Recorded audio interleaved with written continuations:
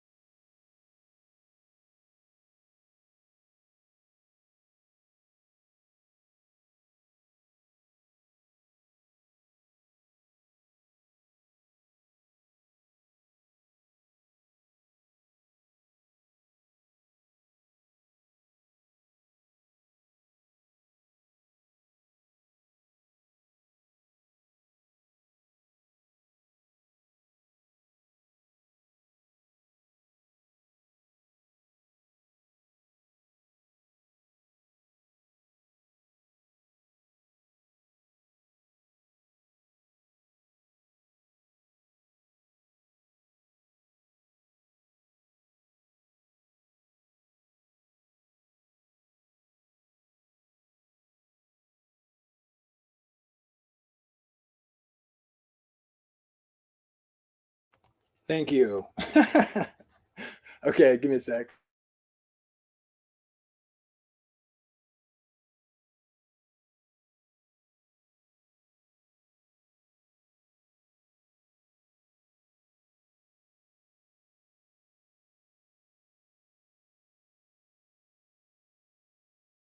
Yeah, I tried doing it a window from a other video that was downloaded, so I'm not sure I'll have to figure that out later.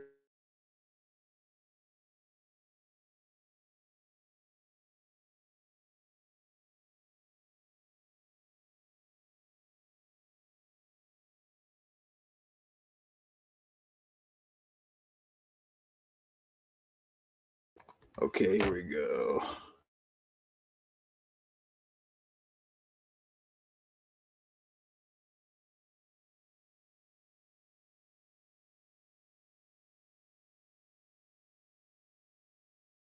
And interesting implications that follow from compatibilism. Number one, people are responsible and blameworthy for their actions, even though they cannot possibly do otherwise.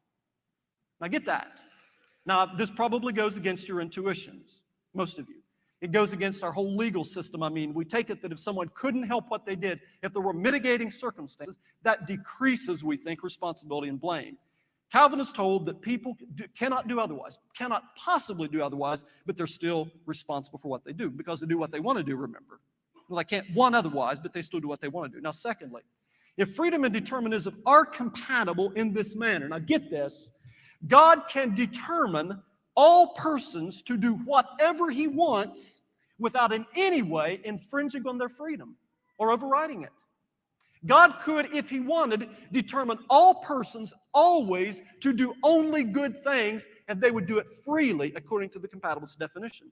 God could determine all persons freely to believe and be saved and worship and glorify and praise his name if he wanted to. But he doesn't want to.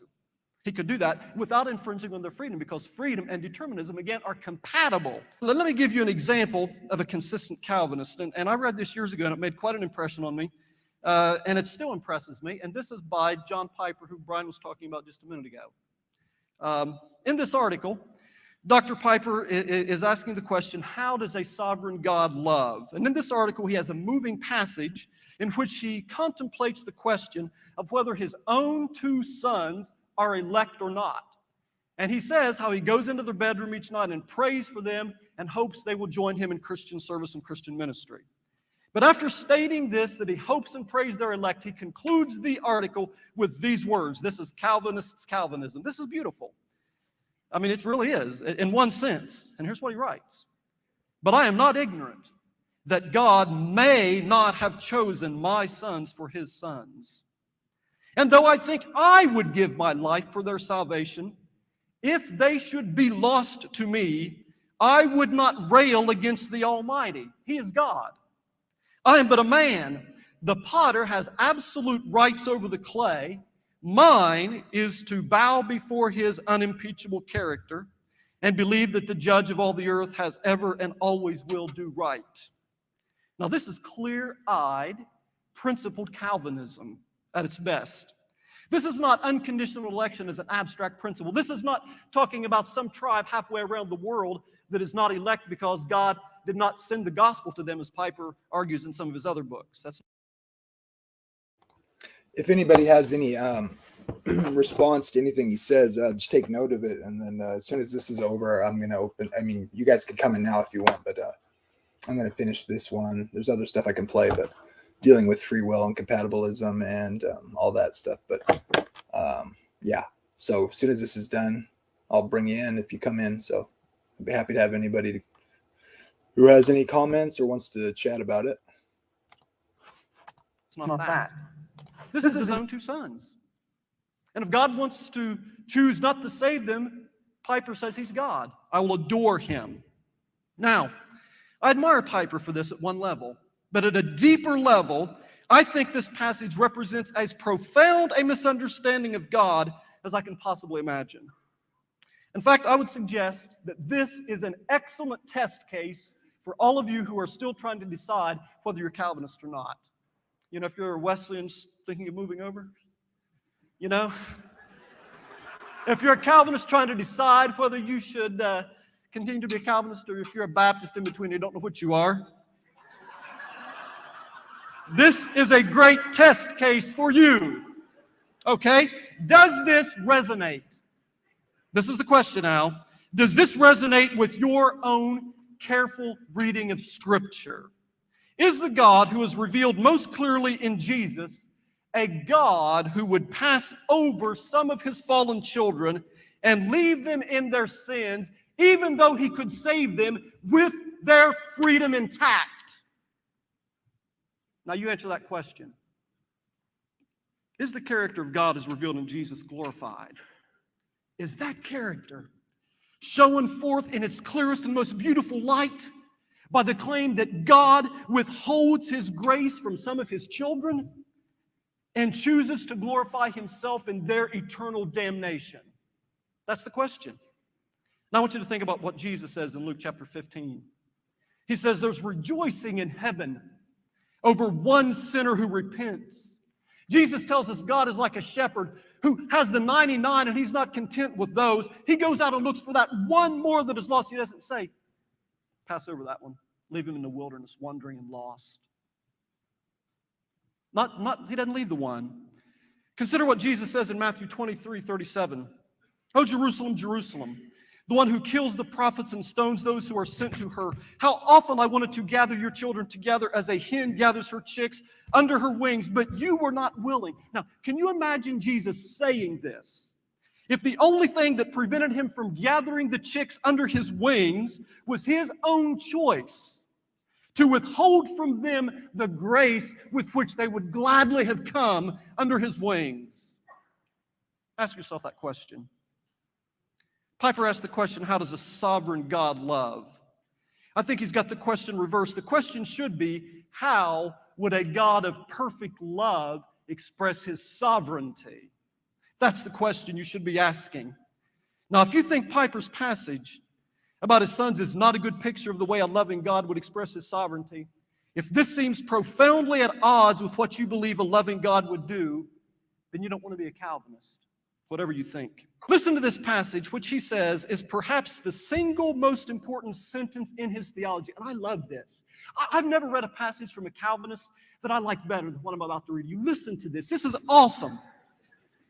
He says, God is most glorified in us when we are most satisfied in Him. And he continues, if it is true, then it becomes plain why God is loving when He seeks to exalt His glory in my life. For that would mean that He would seek to maximize my satisfaction in Him, since He is most glorified in me when I am most satisfied in Him. You see what he's saying? God's glory is not at odds with our satisfaction. The opposite. The more we are satisfied, the more God's love shapes us, transforms us, gives us joy and happiness, the more God is glorified. Now ask the question, if this is so, why does God need to damn? Why does He need to pass over some of His rebellion children to glorify Himself? Why does He need to do that?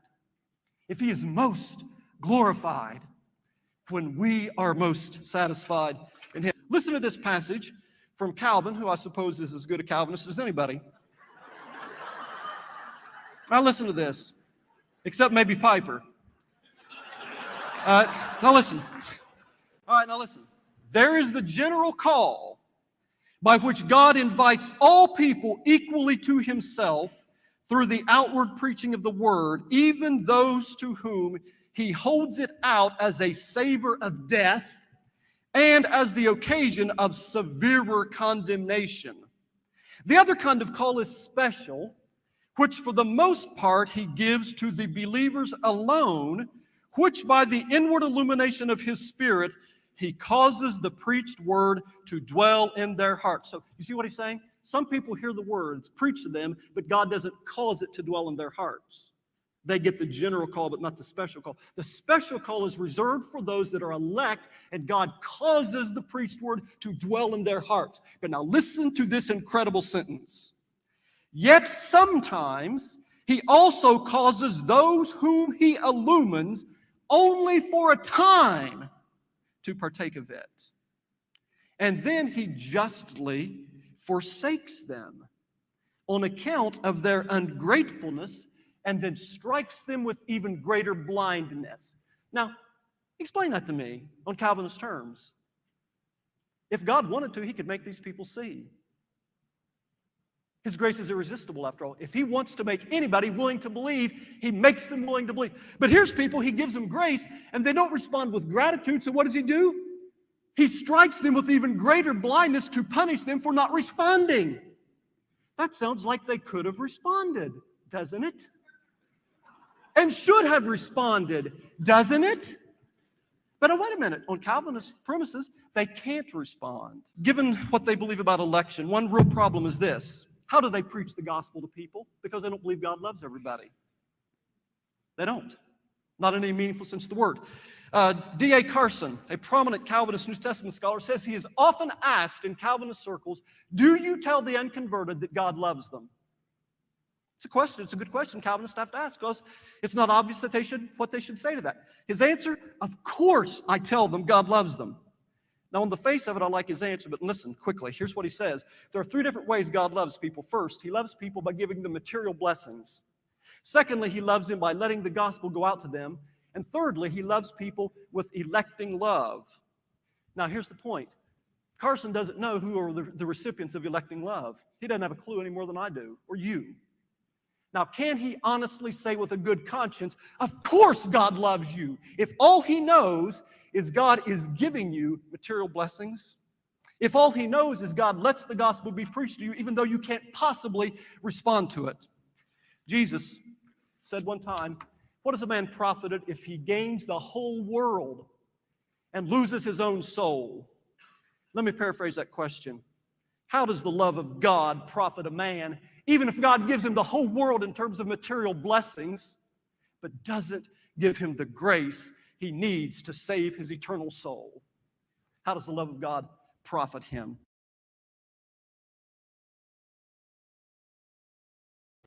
Well, there you have it, CJ. I've played that before. What do you say to that? Boo-hoo. What would you say? Anybody else want to come in? I'm happy to have you.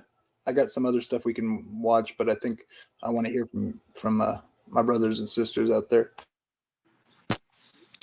So, to recap, what exactly is the question? Are you just wondering, like, comments on the video? Is that it? Well, yeah, like that last question he asked, like does God love everybody, or in what sense can we say that? Or I'd ask, like, when we get into like the title of the talk or whatever, there's other things I could say. I have other clips too for that go the other side, show the problems with the other side as well, but that's the big one for me. So I just thought I'd start out with that. Like, just, I guess it's ingrained in my head that God loves everybody, and that the reason some people aren't saved is because they refuse to respond, I guess. So anyway, yeah. Would you say God loves everybody? Like, I guess in a general way, in the sense of how people would probably normally receive that, or do you think that's not even something that's accurate to say, that anybody would receive it in kind of a simple or certain particular way? Well, so hang on just 1 second, because I just got to do something real quick, but I'm going to answer your question here in just a moment. 1 second. Yeah, I'll so that's my issue with it. Like, I do see issues with the other side and freedom and all that, and libertarian free will. I just think seems like I should have gotten some quotes or some scriptures together, but just like God seems to really distance himself from sin, and so this is my hang up. I do think people take this concept of God loving everybody and they run with it, and you see a lot of heresy and bad thinking about how to think about God. It's not biblical. People get that idea about.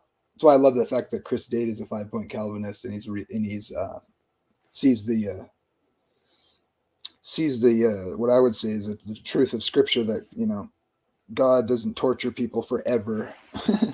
I think that's ridiculous, but it's nice to see other people who have different backgrounds, like because I always used to think Calvinists would be the last people to see that truth, based on like certain ways of looking at certain things. Not that they're incapable, but yeah, I think it's biblical. But it's always easy to paint somebody into a corner, and oh, you're just a this or that, Also, like, I came to this community from a totally different background than everybody else, of course, and then because I'm interested in like hearing the arguments and hearing the reasons people have and stuff. So anyway, I do have other clips from that debate I could play. It was a 2-on-2 debate. The other, I know at least one of both guys, I believe, on the Calvinist side are seminary professors as well. I've seen their clips really well done online as well, and he shows some good. He shows some arguments and reasons to think it's not all that easy, right? Jerry Walls is a pretty passionate speaker, but I can relate to that. I think Chris Date has had him on at least a couple Rethinking Hell conferences to speak, and he's originally like a Baptist, I guess, and he wrote a book recently about like a Protestant form of purgatory and stuff, which is kind of interesting, but I don't, of course, believe in that. But he normally he's always defended a eternal conscious torment view of hell, so it's interesting as well from a non-reformed position. But do you tell people God loves you? CJ, do you tell that to people? Yeah, absolutely. No doubt. And I don't think that it's wrong, even if they're not elect. I will admit that how exactly that parses out can be a little bit of a difficult conversation that perhaps I don't understand. But as far as I can tell, God, as revealed in Scripture, absolutely loves um, even the damned, right?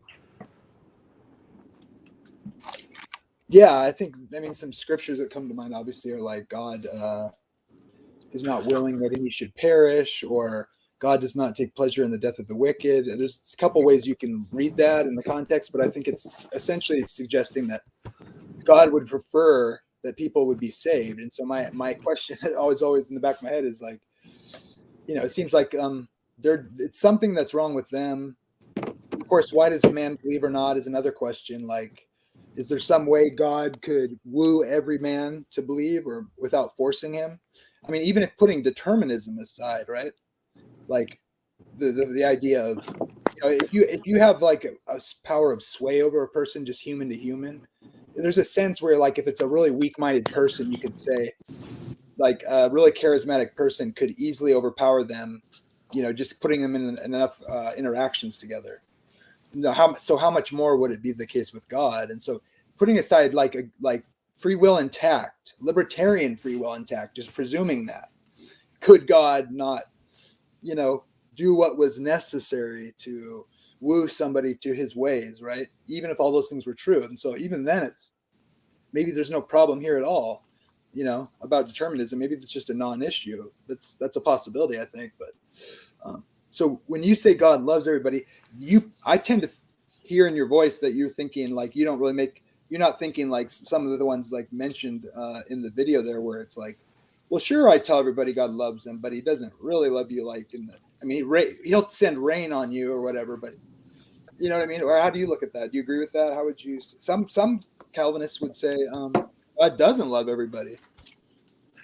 Yeah, I would almost say that I think it's a necessity that God loves everybody for a couple of reasons, actually.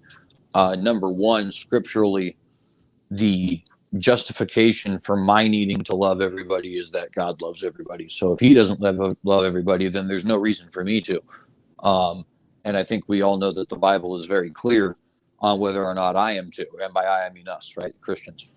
But, the Bible talks about to be in peace with all men if possible, to give your enemies bread, if they're hungry and all that kind of stuff, or a place to sleep if they need one, to love your enemies, even those who persecute you and curse you, so on and so forth. And, the justification for that is said to be, at least in certain areas, it seems to be, like, for example, when God says, if you don't forgive others their trespasses, your heavenly Father will not forgive you. It is almost like the justification for our loving others, for our forgiving others, for our being at peace with all men is because that's what God wants. And so if that's not what God wants, I would say we have a much bigger problem than just determinism. So I would absolutely disagree with the Calvinist who would disagree with that sentiment. I think there's a couple other things too that make it a necessity. For example, what being creates something that he doesn't love? That doesn't make any sense, right? And I mean it literally. It doesn't make any sense, right? Think of anybody who even prepares a meal or trims a hedge in a yard, right? Or does some carpentry or something like that. The point is that humans who are made in the image of God, right? And I think one of the things that would be the image of God is absolutely the fact that we copy him, so to speak, by virtue of our creation abilities. Although obviously minuscule compared to his, but nonetheless, we do not create things that we don't love, right? It's just not a thing. We put our blood, sweat, and tears into our creations. We have a attachment to our creations almost as if they're a part of us. Some would even go as far as to say it is a part of them, that there is like an essence of themselves within their creation, right? I don't think I necessarily agree with that, but the point is you see the emotional attachment. Yeah, but you see the emotional attachment people have to their creations is my point, right?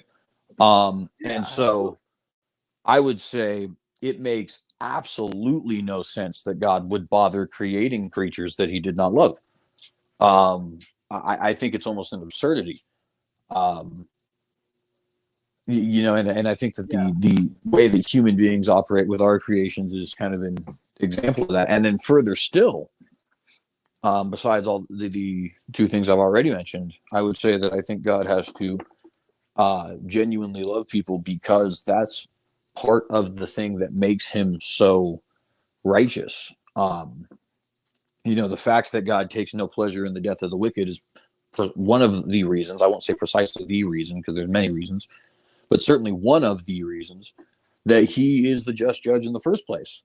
I mean, anybody who saw an executioner who got a sick kick out of it would want that executioner removed, right?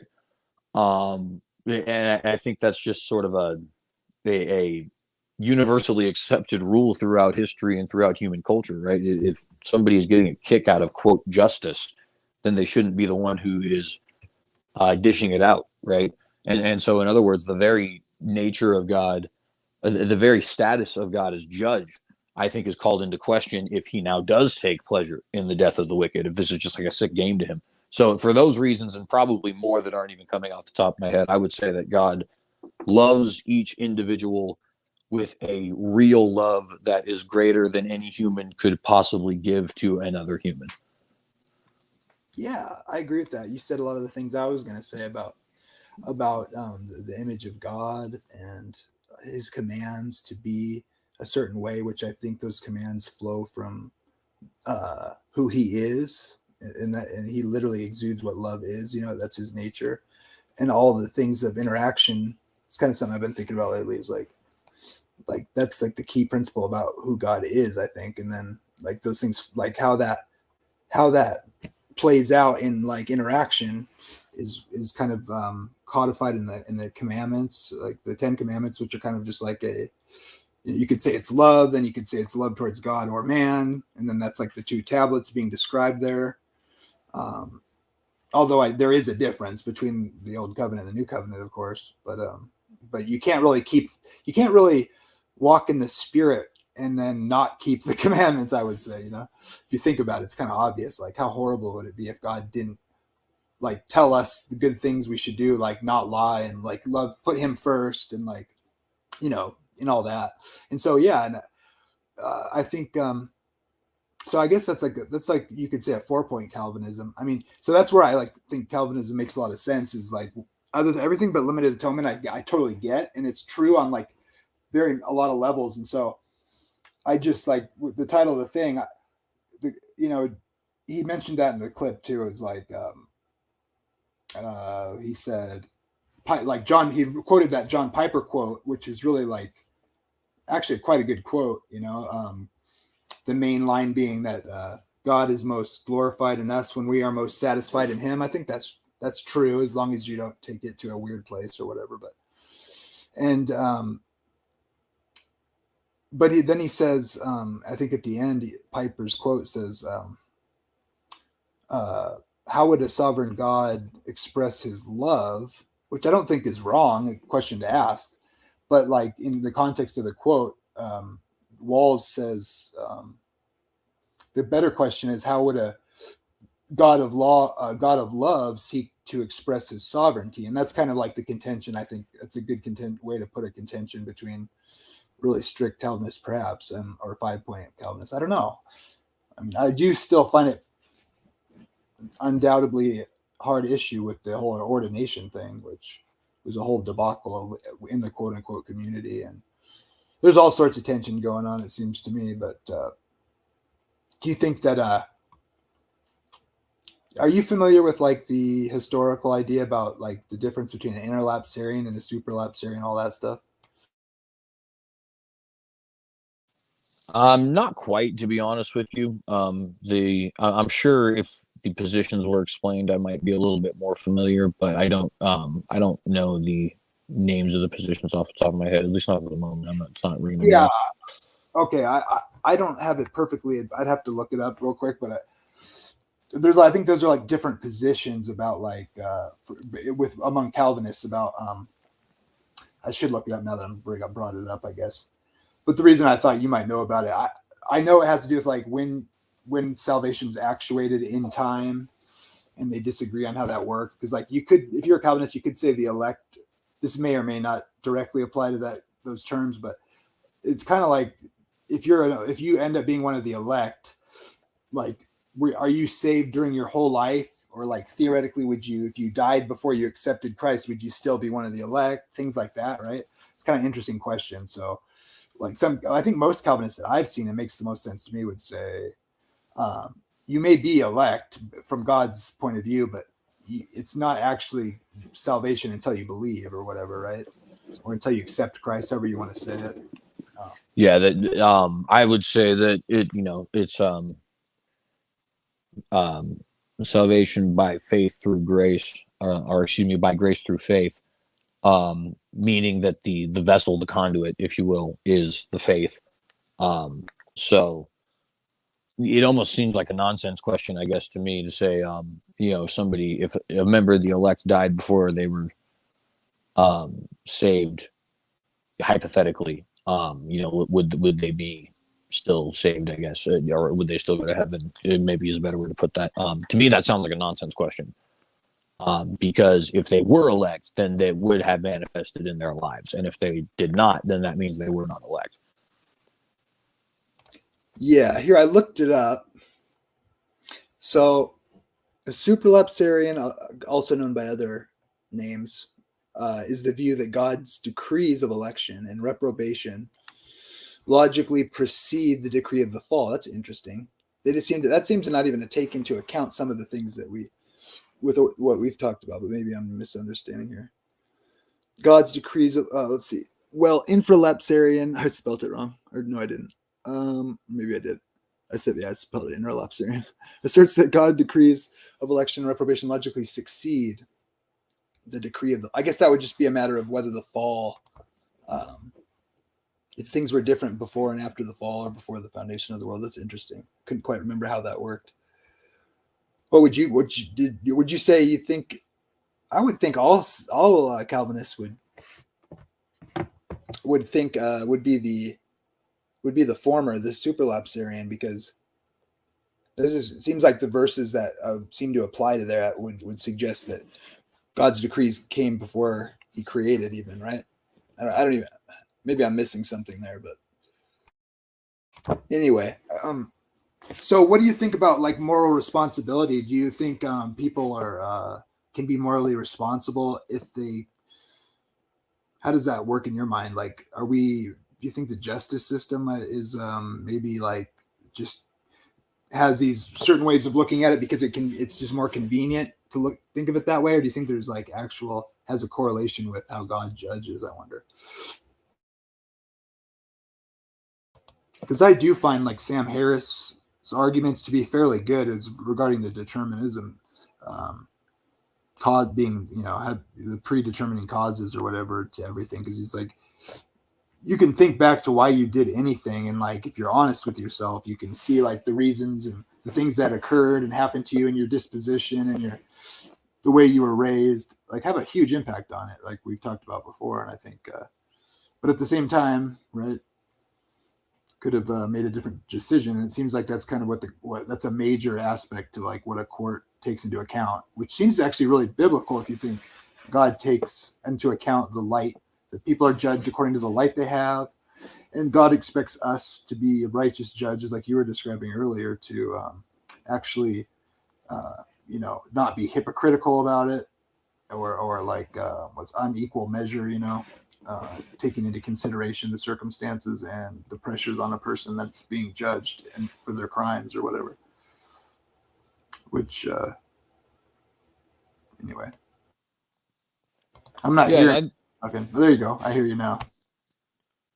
As far as whether or not, because I think the question of whether or not humans can bear guilt while also having a level of determinism,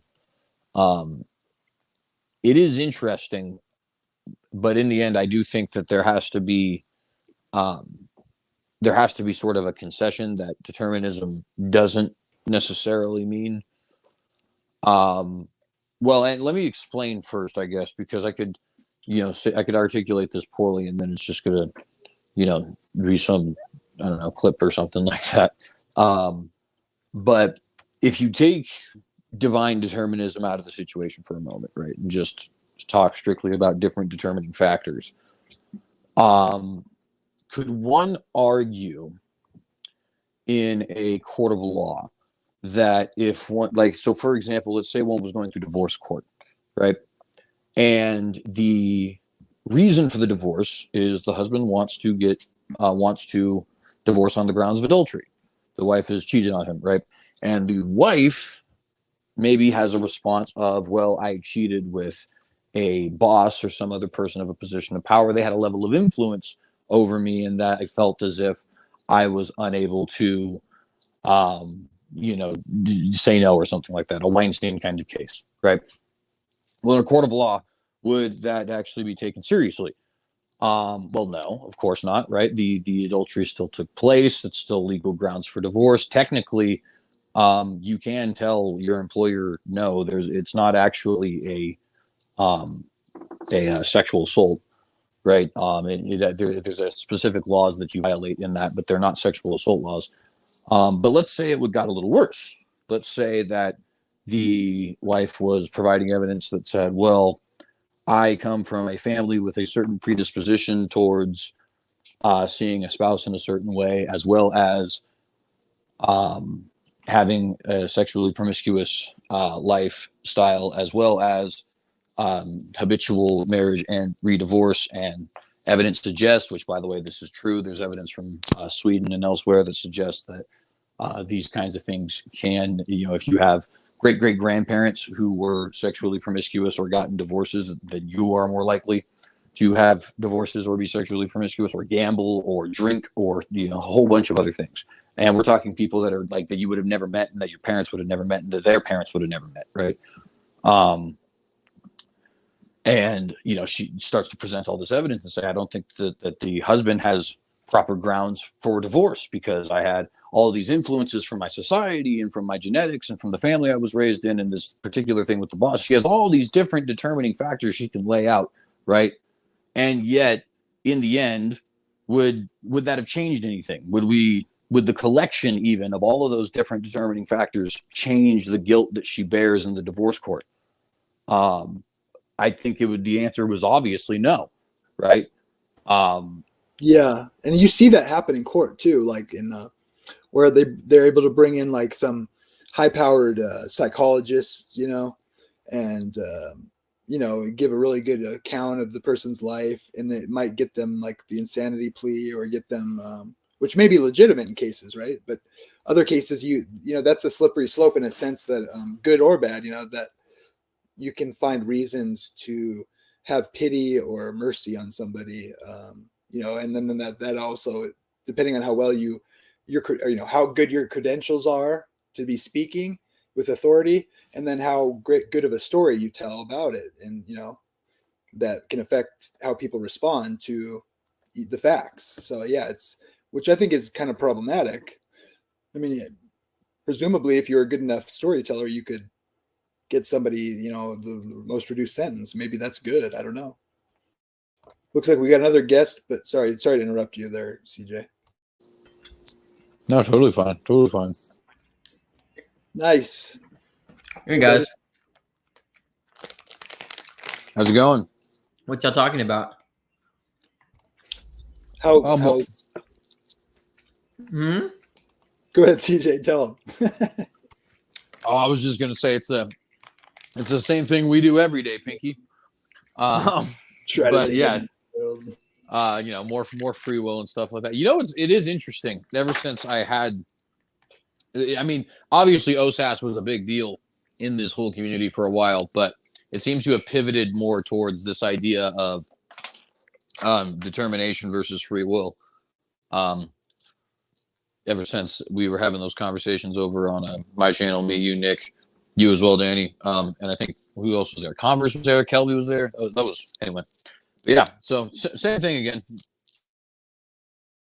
I was going to play a clip, Danny, that you brought up. Let me see if I can find it. I have the video keyed up here, and maybe you can have something to say about it. It's on the philosophical side. I do have a theological version too of the other side's arguments, but I'll play this first because Danny's here.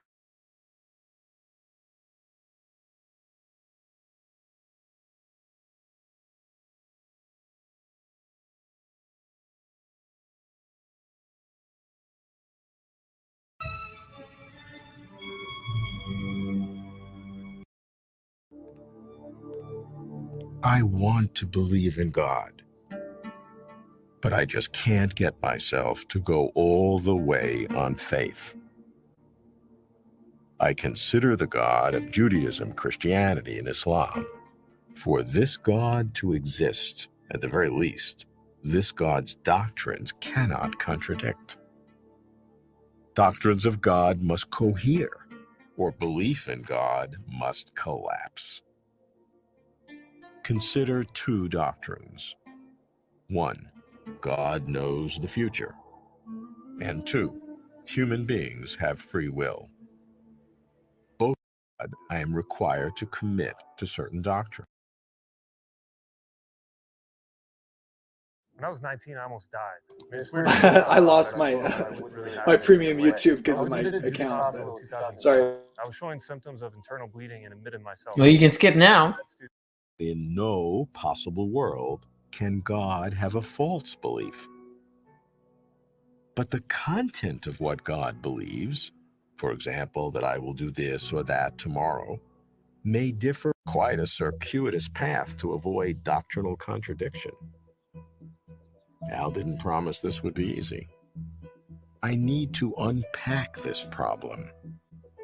I'm still in Notre Dame's philosophy department, so I seek out a leading expert in metaphysics, Peter van Inwagen. Peter's a Christian believer, but if you give him a weak argument, he will give you no comfort.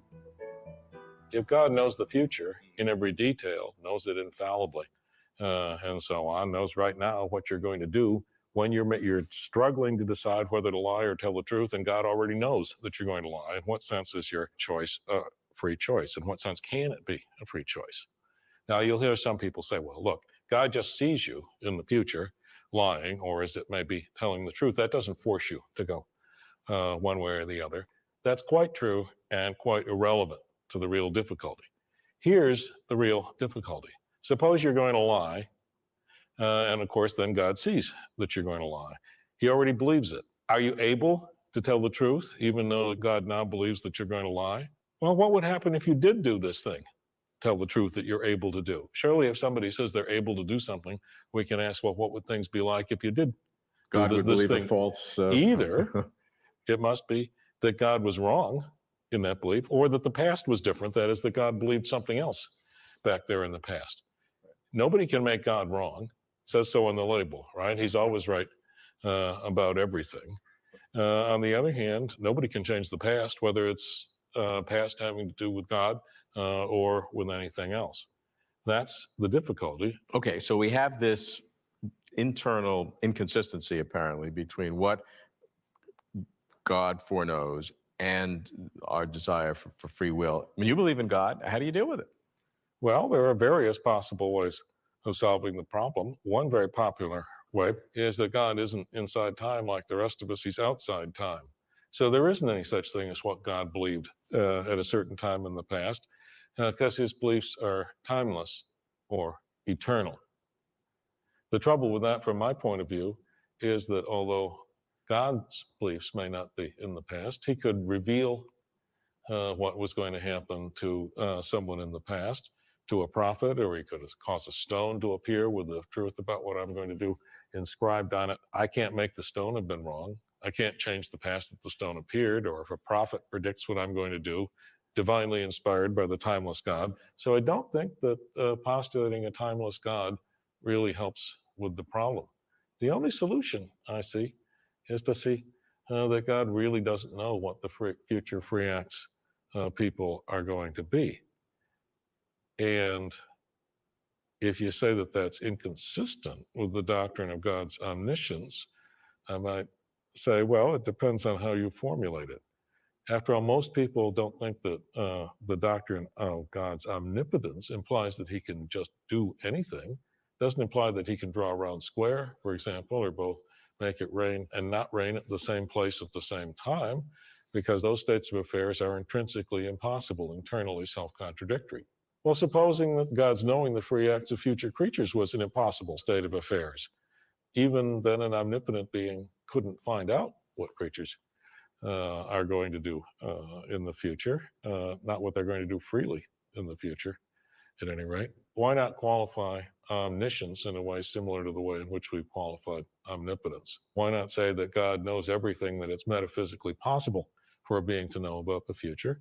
It's just not metaphysically possible to know what free beings are going to do in the future. Peter believes. I think that's a reasonable answer to modifying omniscience, but I think,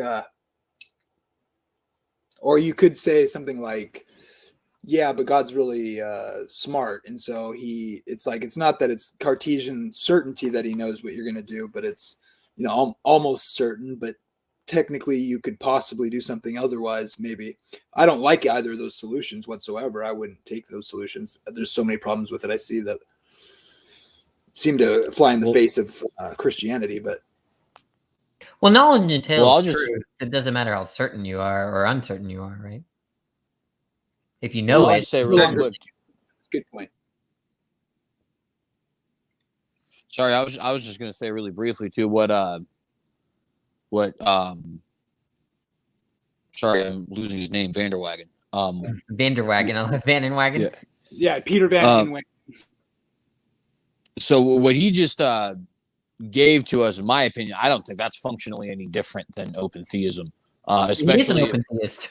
Yeah, it is open. It's open. is he? Okay, so that's I guess that would be the answer then. There, I'm just not as familiar with this particular individual as I should be.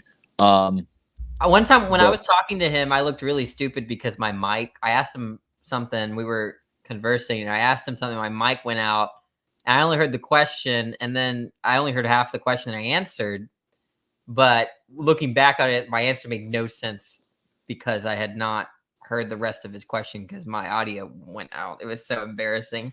For But I sure. didn't even explain it. I didn't even know until I re-listened to my conversation with him. Dan, It was if very. you have any clips, Danny, that you want to play of any of your videos, if you want, we can too. Just let me know. I don't even know where that video is. It was a year ago, though, I think. He's a really nice guy. He rambles a little bit, so they must have cut a lot here. Oh, I bet. In fact, yeah, that was actually even. I thought, you know, I skipped over Alvin Plantinga for that clip, so you know. But I think Plantinga is like the classic. I think he just gives a free will. What does he say in that? I forget. But I actually have a book I'm reading that uses a similar quote that I think is in this video. But I had another one in mind. The Indeterminism one with Peter Van Inwegen is a pretty succinct definition of I'd have to find that one. When you read Vandenwagen, do you find that he uses parentheses all the time? You know, I don't recall. I've only read a couple things, but I would say he's very he's a really interesting writer. The way he writes, I think it's clear every time. I mean, the few stuff I've read, I think he's pretty clear. I think he's a pretty good writer. And I'm not, since you know Dr. Rasmussen, you know that I think he studied under you. Was his advisor. Yeah, that's right. I think so. I think you knew that. Yeah, and because this is, I mean, Plantinga too, right? Like both of them. Oh yeah, he was, yeah. A little, I think so. I think he did. I don't remember the capacity. Might have been an advisor, but at least there was a point at which they were corroborating. Yeah, because that's this video too. As obviously, like he's visiting Notre Dame, and I think they both worked there at least. For a Do you know while. M.J. Damore? He's a student of William Lane Craig. Yeah, I think so. I think it sounds familiar anyway. He tweeted a email that he had sent to Plantinga. He was in a kind of existential crisis about his philosophy career, and Plantinga was just like, looks like God may not be calling you to philosophy. It's kind of like that, like, you know, the Christian version of like, just move on with your life, you know, like dude, look at me. Am I nervous for you? just roll with the punches, baby. Just roll with it. Just roll. Well, I got 2 kids, man. And they're starving. Well, hope you married a good woman. Yeah, Van and Wagon inspired an argument for me against physicalism, which is a kind of ironic. Well, rather, I should say metaphysical naturalism. I shouldn't say physicalism. Yeah. But I asked him about this. Distinction. Yeah, there is a big distinction there. I asked him if I could just. I asked him if could I take your view here and extend it as an argument to naturalism? He's like, and I explained I tried to draw an analogy with some Hobbesian view about egoism and morality, and he said, "Yeah, I think that could work," and I was really happy about it. But no, I'm a big fan of Van and Well, that's Wagon. pretty cool. Did you? No, wait. Who'd you say you were talking to about that? Van and Wagon. I asked him. I said because he's very critical of something called monocategorical ontologies. So, for instance, certain process philosophers thinks that there's just one kind of ontology events. You might be a monocategorical ontologist about properties. There's no events. There's no objects. They're just properties. Isn't that monocategorical? What are you saying? Yeah, monocategorical, Yeah. meaning one category, an ontology. So everything reduces to properties or events or substances or they're not. Oh, okay. So the idea is that most people think there's we distinguish between properties and events, right? But certain ontologies say, well, no, events are just properties, or all properties are just expressing events. Oh, that's weird. That doesn't sound. Yeah, that seems problematic. I don't know. It doesn't sound right to me, but I don't know much about it. Can you give an it's example? hard to there's hard to because it does seem like properties, because it seems like you could construe a lot of things in terms of properties, so substances in terms of just sets of properties. So there's does everything actually just reduce to property stuff? But I'm not so sure. I haven't. But he inspired. I'm like, okay, well, it seems like, what if you took, you said, everything is natural? Okay, that everything has that property of being natural. Well, then it seems like you're in saying that you are basically not really informing anyone when you're saying that some object or event is natural. Yeah, it's like if it explains everything, then it explains nothing, kind of thing. It seems to Yeah, exactly. Right. Yeah, that's kind of the. And it's like it loses its meaning. It's just it's a property of everything. Yeah, so you're just limiting. When you're saying that's a natural object, you're just saying it's like an object with the property of being an object or something like that. Or kind of concealing some other notion of something you're wanting to deny, maybe like a god or something. No, but I mean, even an atheist wouldn't have to do that, right? I mean, that's silly. Mm-hmm. Well, going back to the video, though, I'm sure he gave the argument, but he did not give an argument, right, for why God can't know brute contingencies or free-willed acts. I still don't know why there's an impossibility there. I can see the intuition that if you have, and we've talked about this, that if you have a justification for there being some brute contingency in the future, it seems like in some cases having a justification for a particular event is that it's some kind of entailing explanation for that event. So if I know that salt will dissolve in water in the next, I don't know, minute, right? So I know something about the future. It's only because I know the sort of entailing explanations that given these sort of conditions, you'll get that new event.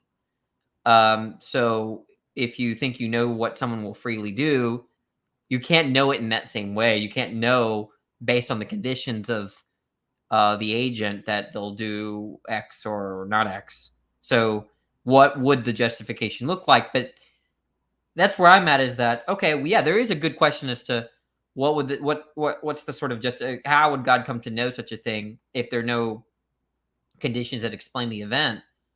But it's not, I think it's fallacious to say that just because we can't come up with the way that God could be justified and knowing a brute contingency, that therefore like there's an impossibility. And I'm sure that that's not Van den Wagen's argument, right? So I haven't actually looked into his argument Kind about of sounded like it to me, honestly. Like, yeah. but but I tend to agree. I don't see a way how you could really know, and that's what I was trying to get at with the whole, like, yeah, it wouldn't be knowledge, but it could be, you could be like a colloquial knowledge in the sense that, like, I know what my wife's going to do when she's gets on that red dress or whatever, where she wants to go or something. It's kind of like just a higher version of that, or a more intellectual, or a more, I don't know, a more. I'll look into it, I guess, since you're interested. I'll ask around. Maybe if I don't have time to read, I'll ask around. It's still problematic, though. It's still problematic for what the Bible seems to declare about what God knows. Oh, there's like theological problems, huh? Yeah. I think because it seems to suggest like there's no question. It's like it is actual knowledge. God's perfect and all that sort of thing. So, but the word in that there is certain details about knowledge that it seems like it can be used a little differently, not technically, but like like how we speak about it in general, like in conversational.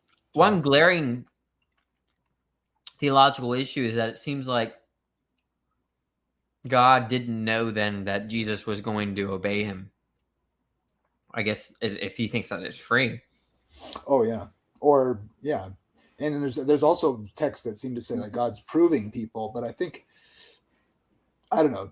I get where people are coming from when they want to interpret a certain way, but it seems to me like when you look at the what's going on, like the way it's written, it's more of like it's more justified to say these things are like figures of speech or idioms or anthropomorphisms and stuff like that. Because although it is, what's another one I wanted to bring up with CJ too is like there's this one verse that open theists always go to where it says God is condemning, I think, them for their pagan practices of like burning their babies on the altars of Baal or whatever it is, or Moloch or whatever. And it says, everybody takes it as a figure of speech, but he says, I never, willed this or whatever. And then he never entered into my mind is what he says. It's in Jeremiah.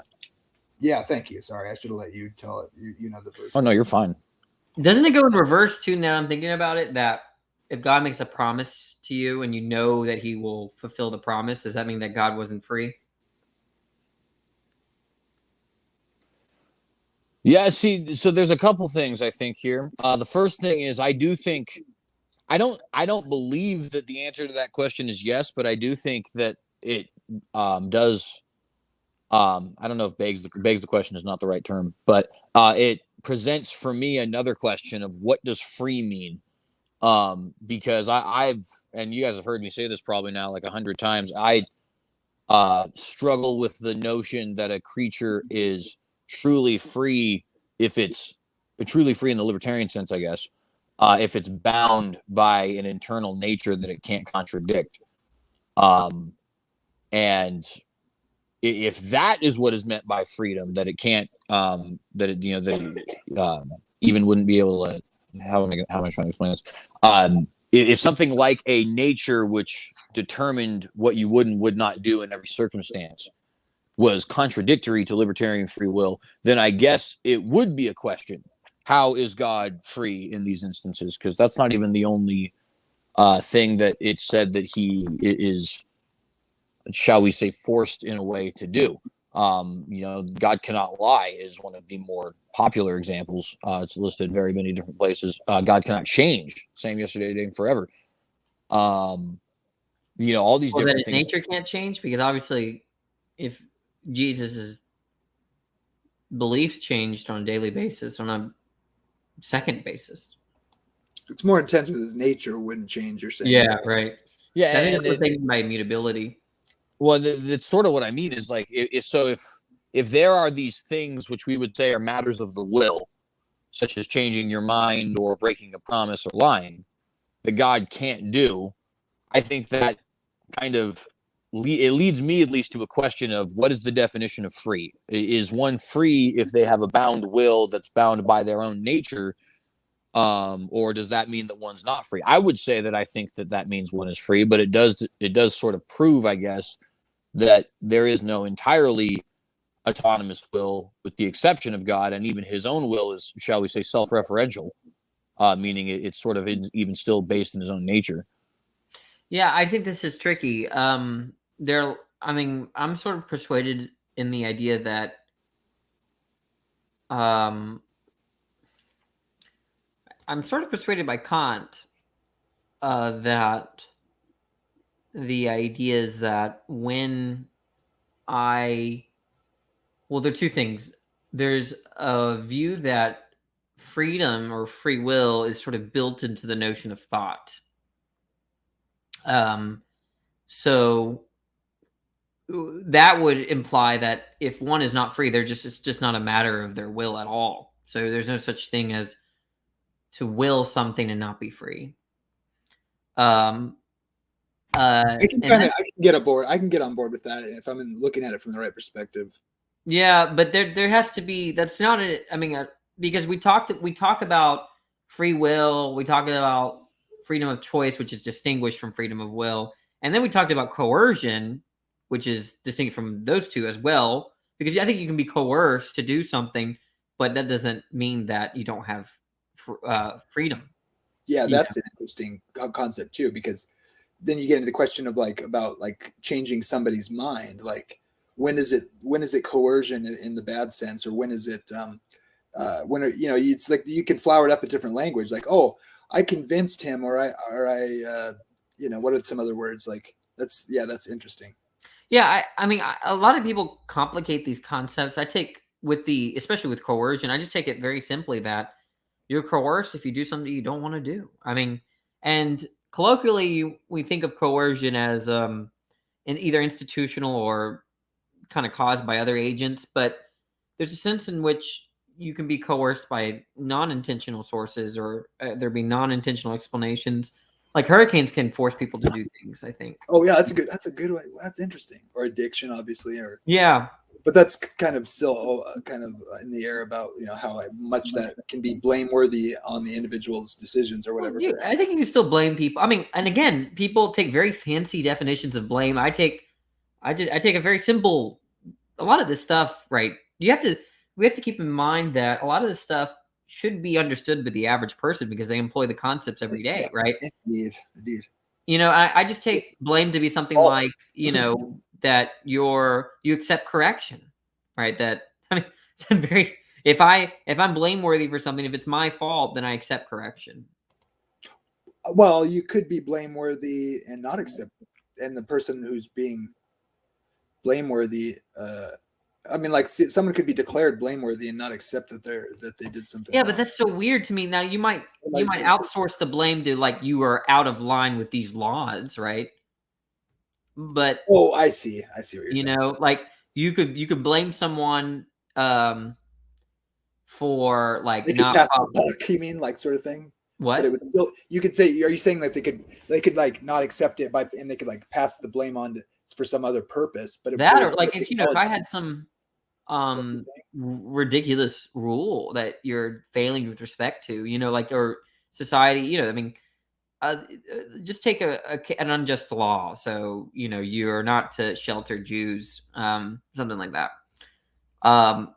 You would be condemned and blamed, in the sense that if you shelter Jews, you're violating the law. But the idea is that in that moment, you would think that you're doing the right thing. I mean, you wouldn't do otherwise, right? Given what you knew, especially given what you knew before you got caught by the Nazis. In what sense would you? I mean, it seems like if it's your fault, if you're being blamed for something, it's supposed to be praised for something, you should have done differently. And so if you outsource the blame, that makes sense. But what all that means is that you're out of conformity with the law or with the institution. But how does that imply it still makes you showing you're admitting that you did it. But you can push, you can pass the buck, but that's still an acknowledgement in a sense that you're the conduit for whatever was done. I guess what I'm trying to say is that, yeah, look, you can be responsible and not be blameworthy. So Are you responsible for sheltering Jews? Yes. Now there's a further question. Are you praiseworthy or blameworthy? Oh, okay. So you would say blame. Would that apply to them if? It's the bad sense of responsibility. You're responsible, but you should have done Okay. differently, right? Yes. Yes. Praiseworthy is you might add on you were responsible and you should have not done otherwise. What you did was good, right? Oh, yeah, totally, man. You Totally.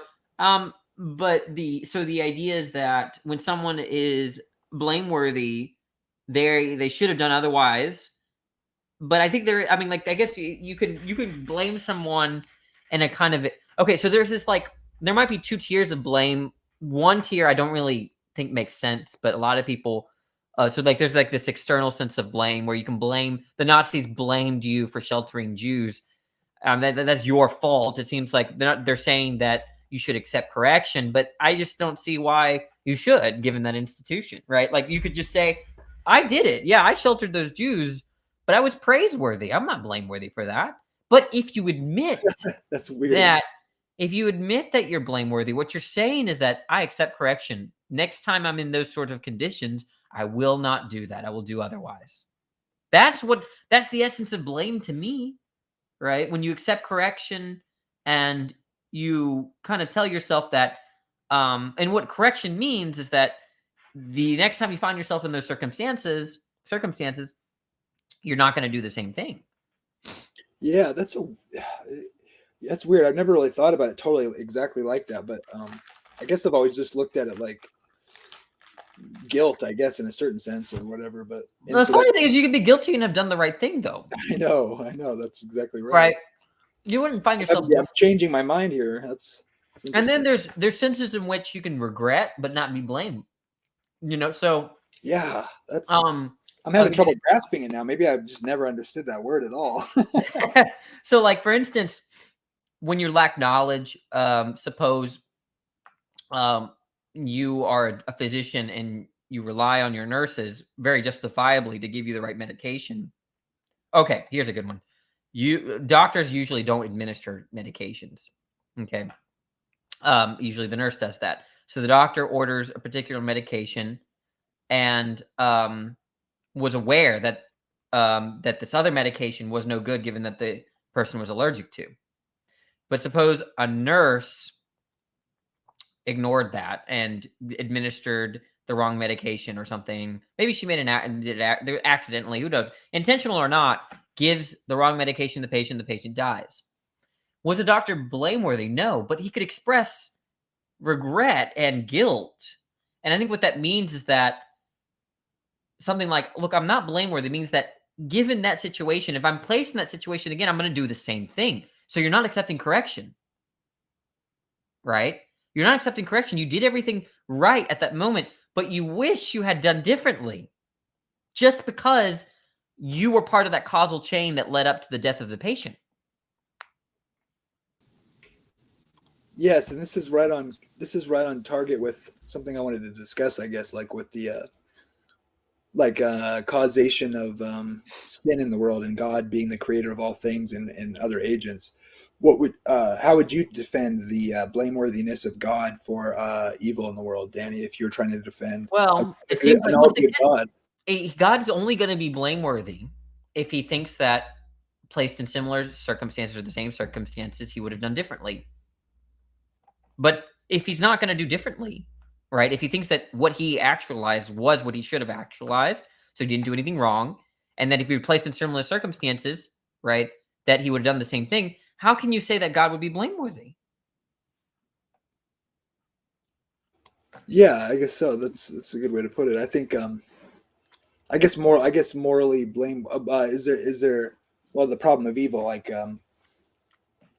if it seems like there's going to be a limitation though, right? There has to be a limitation.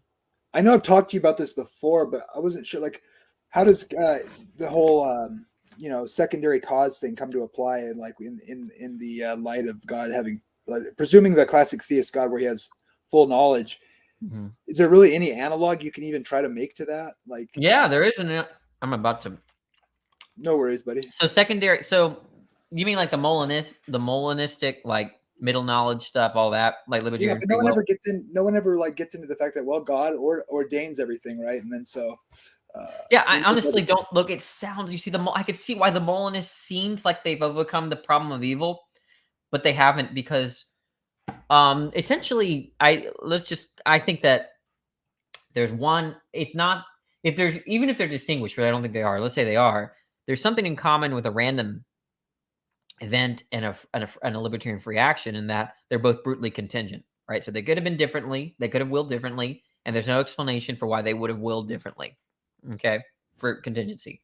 So here's the thing, that's indistinguishable from a random event. So suppose God creates, or God knows that if he created a random coin flipper generator, okay, that every time it would produce a coin with a particular face, but whatever the outcome is completely random. There's no further explanation for why there's one face rather than a different face of the coin.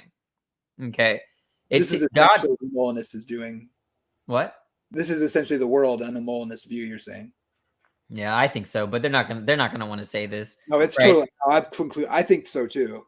Yeah, but they're, even if I can grant that it's not the same. That the sort of indeterminism about free actions and the indeterminism about random events like coin flips or whatever. I'm not talking about the whatever. They're gonna say that, yeah, they're both brutally contingent, but they're two different types of indeterminism. I don't think they are, but they're going to agree with me that they're both brutally contingent.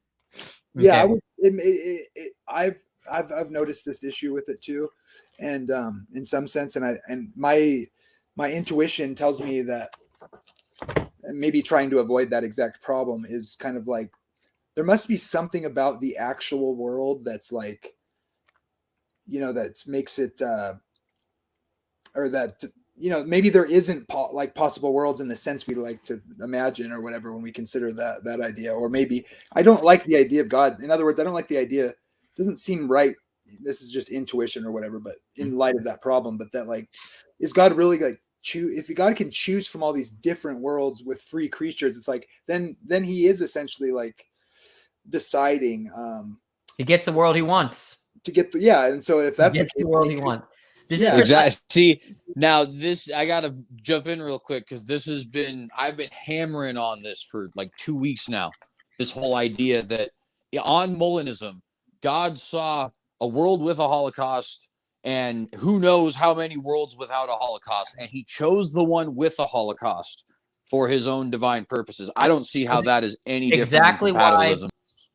Well, it's not compatibilism, because hang on, let me rephrase. In the sense that it has God foreordaining evil. Yeah, okay, I see what you're. The idea is that, look, they are trying to preserve God's sovereignty, but you see, if you preserve sovereignty, God gets the world he wants, right?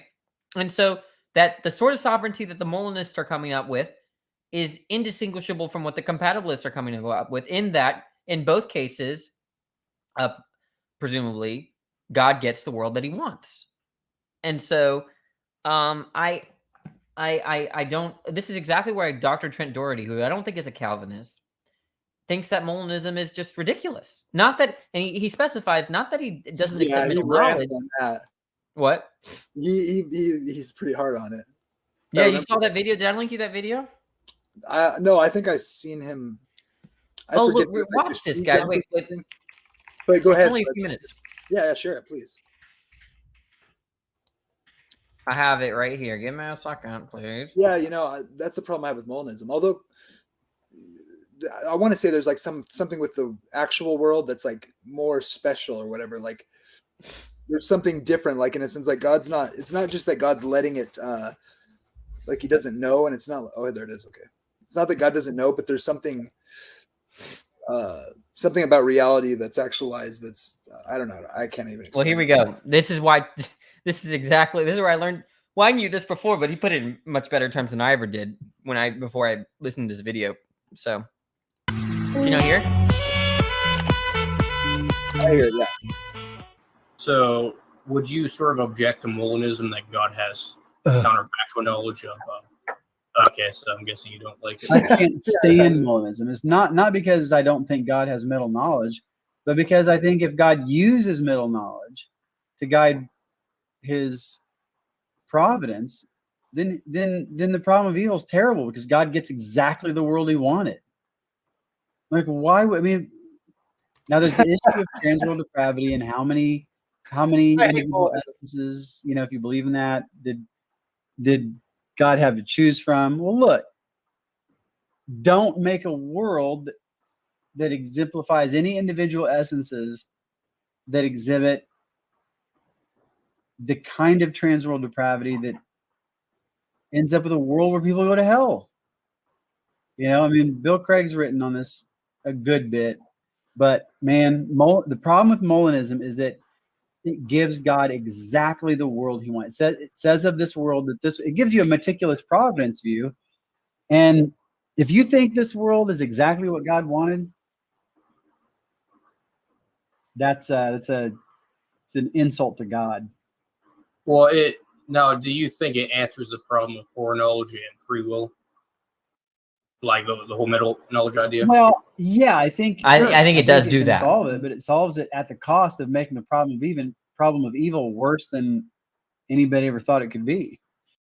That's it. You see, that's what I agree with. I agree that it solves the free will, it reconciles libertarian free will and sovereignty. I think it's successful at that. But then it just makes the problem of evil so much, I mean, to me, it's just bad. It's not like it doesn't do anything differently than all the other views. Well, it's just hilarious for me to hear this because I kid you guys not. I was talking with, because I have the great luxury of being good friends with Chris Tate.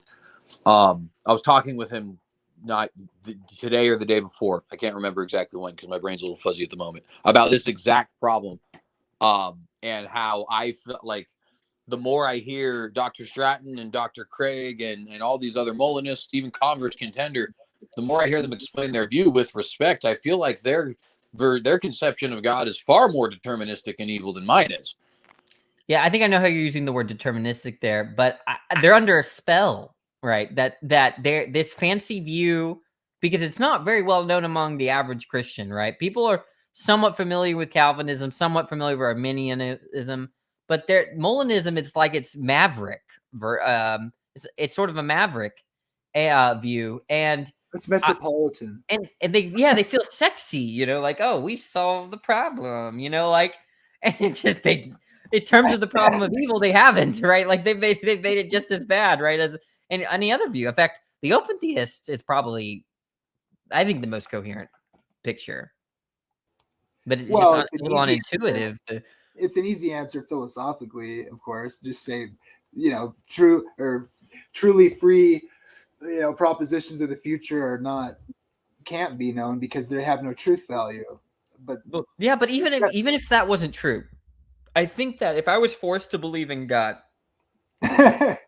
you are. I would just say, look, it might even be a contradiction. There's something happened in God's psychology. Now he just doesn't know future contingencies. That's what Bob's been trying to say. Bob Argasa. He's like, yeah. He just doesn't know. I don't know what happened. He might have.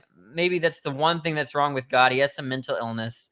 But he actualized the world. He didn't want all this evil. The end. Okay, leave me alone. How did he know what to forget? Because it's like you have to know what to forget to choose which parts to forget, not the rest. So that's kind of problematic, if you ask me. But I don't know. It's one of the. I guess unless you can't know it, you know, because it's not true. But then there's so many problems I see with that, like. But then, I mean, I don't really see how compatibilism, given the omni properties, again, solves the issue, because I think there is a sense in which you can be free under compatibilism. I think a stronger sense than, well, they're not going to say it's a stronger sense. But free, I mean, the way I always hear them say it is, well, yeah, you're free. You're not constrained from against what it is that you wish to do, but what you wish to do is what you must wish to do. There's that, but I think there's a deeper layer to compatibilism in that, hey, you're not a mechanism. You're not a domino, right? You're something different than that. That's what you were trying to say last time. Is that what? It's kind of what you were kind of getting into. Yeah. Like, I think part of what it means to be free is that you're not like that rock slide and that avalanche that's just going down a hill. Like you've got, some things are up to you, you know, that, and up to your beliefs and desires. And that's in the deliberation and the considerations and that sort of thing, like mentally. And that would be different than a rock. But at the same time, it's still the case that you're dependent on most clearly from a view of like just naturalism, right? Or determinism, considering like the natural world. Like, why think it's funny? It seems like where like the dualist would, the theological dualist would want to like say, well, like appeal to the soul, the non-material mind for this like magic of, being able to change the actual world, like between two possibilities, but which seems so intuitive anyways. But then but CJ is like the determinist, and he's like this dualist that appeals to that idea. I'm then supposed to be the physicalist that's like should be the determinist. I think that makes more sense. But although it's all magic, you're like that makes no sense. But no, I'm listening. I like that. Do you think the dualist tends to appeal? I mean, it seems like the average person you hear like, well, they kind of connect free will to like this magical soul thing or whatever. They usually do. I don't think you need that for dualism, right? I think souls are, I don't think there's anything metaphysically interesting about souls. I think when people, like, I agree with you. I think soul just kind of means like either self. And then it becomes a superfluous term for self, or, then it could mean something like substance, but then I'm not a type of substance, but I think substance theory is problematic. It's so interesting how the theological idea of a soul, like where it like mixes with the theological and the philosophical. I mean, on this, because there's different strains that come in that like through history, it seems like to me, and like so you think certain things are necessarily related, but they aren't. So like. It comes up when I'm talking to somebody about like my defense of the theological view I have. It's, and it gets intertwined with philosophy where it doesn't necessarily have to. Like, so with the whole thing with like the mind, like it being a different substance, like you were saying, soul can just mean I think it's a different category. I just don't think it's a different. I mean, the problem is that the way people use substance colloquially, they mean all sorts of things. But the notion of substance as used in the Catholic Church, when they're talking about, let's say, about the Trinity, that's a very specific type of ontology that are drawing from in the literature. So it's actually kind of like there's a kind of legitimacy to it, right? They're not coming up with this stuff out of their butts. Substance theory has been in the literature for a very long time. But I mean, I just like to talk about properties, not substances. Yeah, that seems to be the case. I can see that. Some of it just gets really pedantic and like, I mean, there are distinctions that matter, but you really have to know your stuff. So it's like. But here's one thing: I really don't think naturalists can be critical of the Trinity, because I'm critical of the Trinity. There's two ways to be critical of the Trinity. The way I'm critical about the Trinity is equating three who's to one what. I think that's incoherent, but. The thing is that naturalists equate who's to what's all the time, right? They equate. Well, describe that. Why is that incoherent? I just thought I was smart because I was copying what Kenny said. Well, I think it makes the distinction that's trying to be made by the Trinity, but I guess like you could make a case that's incoherent because it's like, I think mental states are irreducible. That's the first problem.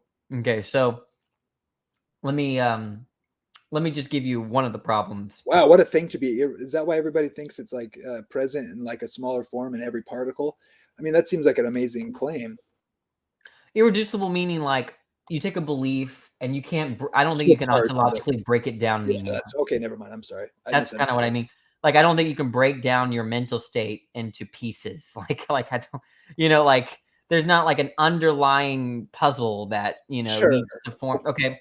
So, just conceptually though, not like from like how it comes into being, right? Necessarily, but more to do with just its irreducibility kind of thing. Yeah, I think so. I think I'm understanding you. The idea here is that part of what the physicalist I think gets wrong is that there's some kind of identity relation, if they're reductive physicalist, identity relation between a mental state and some neurological state that's just made of particles, right? And that kind of like compromises the irreducibility of mental states for me. Okay. Oh, yeah. That's a T-Jump's position kind of, right? maybe. Yeah, maybe. I don't know. I don't. That very probably yes. And I don't understand T-Jump half the time. But then so I think you're making the same mistake when people say it reduced mind to brain, because the idea is that the who is a first person sort of thing that has a perspective on the world, but the brain has no implication that it has a perspective on the world. It's an object. It's a thing that is the sort of thing that's of the world that could be in principle perceived by a first person point a first person point of view. So the idea is that you can't, I don't think, take a first person point of view and identify it or reduce it to something that's only understood in the third person point of view. Right? So identifying mind and brain is identifying first person with third person. I don't think you can do that. So, but you see, these physicalists do that all the time, right? So if you can do that, then you can just do anything, right? You can just say, these 5 people are reducible to this brain, like, so, or in the same way, you could say the Trinity, the persons of the Trinity are just identical to this this substance, right? This one substance. Now, there's different traditions. Craig takes a tradition where the Trinity isn't of substance. It's not, it's just relational, like it's a title given to the persons that you're not. So for Craig, you're saying there is a substance, there's a thing, and that what it's constituted in terms of 3 persons, and then how we describe. Is it godness? The thing. You see, I to me, it's like hearing when a naturalist tells me, "Well, you are just your first person. Your person is identical to your brain." I mean, I'm like, I don't think you can do that to persons. I don't think you can take one person, reduce them to one thing. So why would I think that you can take 3 persons and reduce it to one thing? Right. So yeah, it's definitely not like some sort of hive mind. That would be problematic. It's just like, and then it's not a physical thing, granted, but it's the idea is that it's somehow detached, right, from a first person point of view. So you're distinguishing the persons, you're distinguishing who's first person points of views to substance, which is a third person thing. Oh yes, yeah, right. That's kind of my problem. I never run that against Christians, though. I think the better way to I think it has to do another issue with the Trinity that I understand is that sort of what it means for the essences to be instantiated 3 times. So that's kind of tricky, I think. But I'm not so sure. I'm not ready to articulate the objection. But the idea is that if you're saying that there's one essence, right, and that's one substance, one essence, and that constitutes God in 3 persons. But then on the other hand, you're saying that each person has instantiated the essence, right? Then I think you might get trouble there. So you're saying that, like, usually people who know what they're talking about in the Trinity would say it's the same essence that all 3 have, right? The God essence. Yeah, another way to say it is that there are 3 persons with one essence, right? Right. But then on the other hand, they're saying that each of the persons exemplifies the essences. Now, Chris Date, I think there's a little bit more nuance with his view, and I would have to re-listen.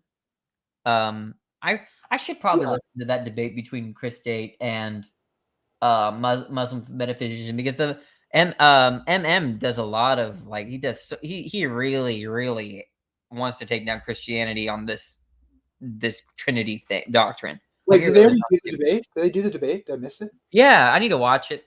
When was that? Like a couple weeks ago? Maybe I'm thinking of something else. I've seen him talking about this thing. Maybe I'm tripping. Yeah, I have to re-listen, but I think he said some. I listened to a clip, and Chris Date was saying some weird stuff that I would have that sort of committed me to. Oh, I got to re-listen to the whole thing. Like, it wasn't just. I saw him talking about it, like on the Trinity Radio with giving a presentation of some of it, anyways, with Braxton Hunter, and it is hard to follow but I think he was trying to kind of come. Well, we should do that. Your next stream, we should review the video, the debate. Yeah, you want to do that? Yeah, and I found one I can't believe I didn't review, or I mean,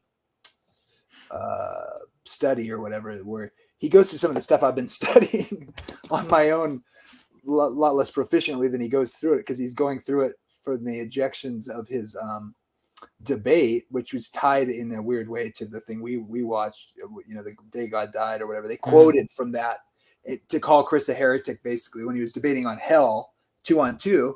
And then Chris reviewed his debate, and then he did another long review, and he made really nice chapters in the actual video, so you can go to like specific details or whatever. But nice. He goes through the objection of what Smokey was attacking me with, and I hadn't realized he had made that video of that. Are you and Smokey in good terms or no? No, not Okay. really. No, but He was really upset about the Chris Date thing.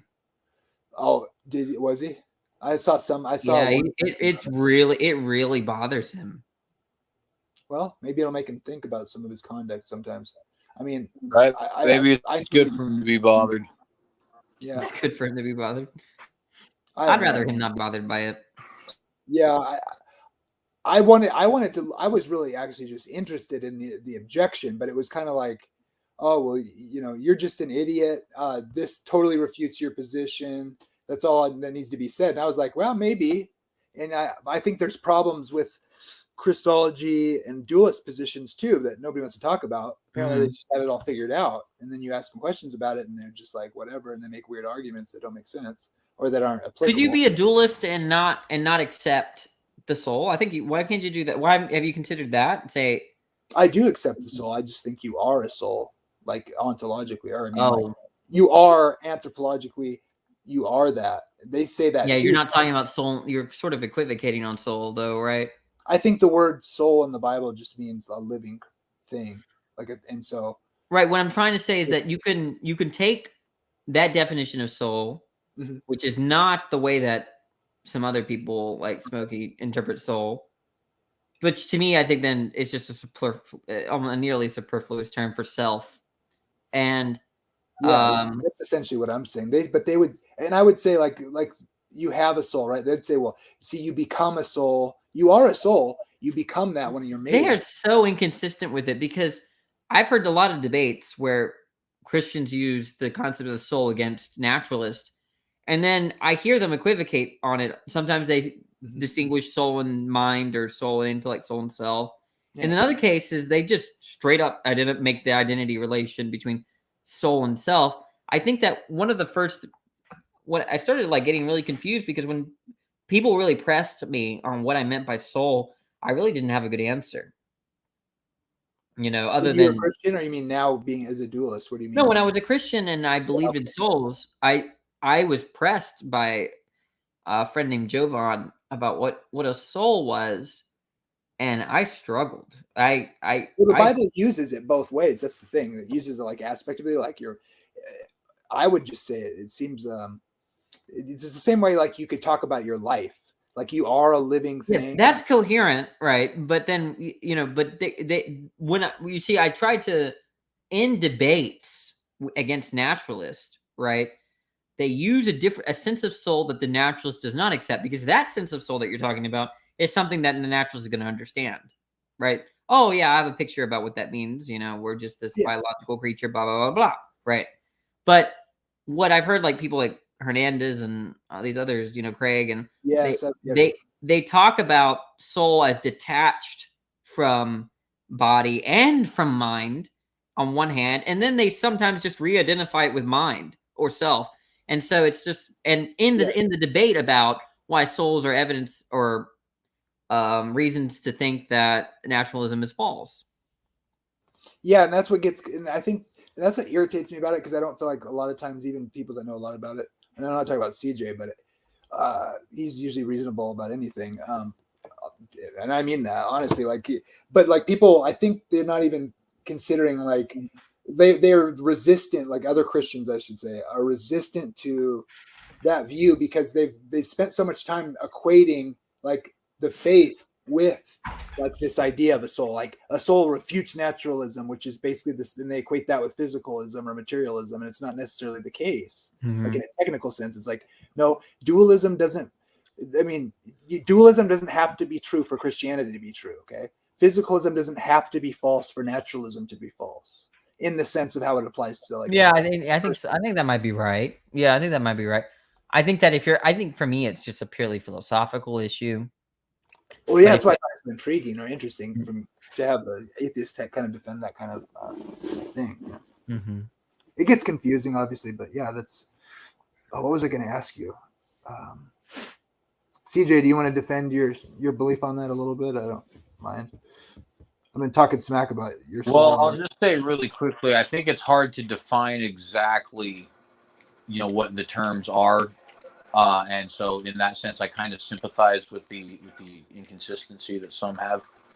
But the way I've thought of it, so first off, I do believe in a tripartite separation.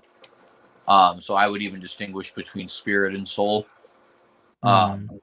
It seems to me like there is, and maybe I don't even, one of the things that gets me in trouble sometimes is using terminology that means something to me but doesn't mean something to somebody else. So maybe I'll just kind of use definitions. But it seems to me like there is that which makes up all of the different physical things, right? Or quote body. That which you could say powers the physical things to make them animate, right? Which distinguishes us from rocks or even us from grass. And us would include dogs in that instance. And then there's something also that separates me from that dog. And it appears to me that there is like there's almost like the three categories of existence in a way. The animate, the inanimate, and the intelligent. And that, to me, that always was, and that was kind of, I guess, the understanding in my tradition, you could say, with the distinctions between what was meant by body, soul, and spirit. Spirit is that sort of animating force that makes a dog not just a collection of matter. The body is the body force. Are you saying that's the spirit's the thing that's missing from a living creature when it's dead? Once it's dead, would you say that? I would say that's true. Yeah, I would say that is. And one way that I think kind of interestingly illustrates this concept is if you look at if you're familiar with the book Frankenstein, the whole concept is that this guy Victor Frankenstein is trying to put together a human body. And his theory is basically if I get all the working parts together and then give it the power, so to speak, it should work like any other machine, right? And the context here is actually rather interesting because when Mary Shelley was writing this was a legitimate hypothesis. Like people thought this could actually happen. And so she's not writing, fantasy from her perspective as much as she is writing science fiction. And now when you consider, I think, the fact that was something that people actually thought was possible, what are they coming from? They're coming from a strictly physicalist perspective where you have this idea of, this is a machine like anything else is a machine. And if we get the working parts and the right power source, we should be able to make it work. Well, fast forward 50 years from the publishing of that book, and now we know better. It's not possible. You can't do that, right? If you put the working pieces of a body together and, fill it with electrical impulses, you have a dead body with electrical impulses in it. Right? Nothing's changed. And that seems to me to be sort of an argument for this idea of spirit being like the animating factor, and it's not necessarily a physical thing, right? I disagree. I disagree with that, actually. Because you could say that I get what you're saying, but I think you could also appeal to medical technology that like brings people back from dead, where they have no seemingly electrical signals happening, and it gets revived, or what's going on there? Are they forcing God to put the spirit back in the body? I mean, like, but I get what you're saying. You know what I mean? Like when someone's revived, and there's some funny, Jamie. Crazy stories. What? Are they forcing God to put the soul back in? It's like, God, get this soul back in here right now. No, I mean, I get what you're saying. Like, you couldn't just take like corpse body parts and then get it going like it's a jump starter or whatever, right? And then like who would that be, right? But also too, I mean, think of the situation that you think of, right? Like medical technology, for as far as it has advanced,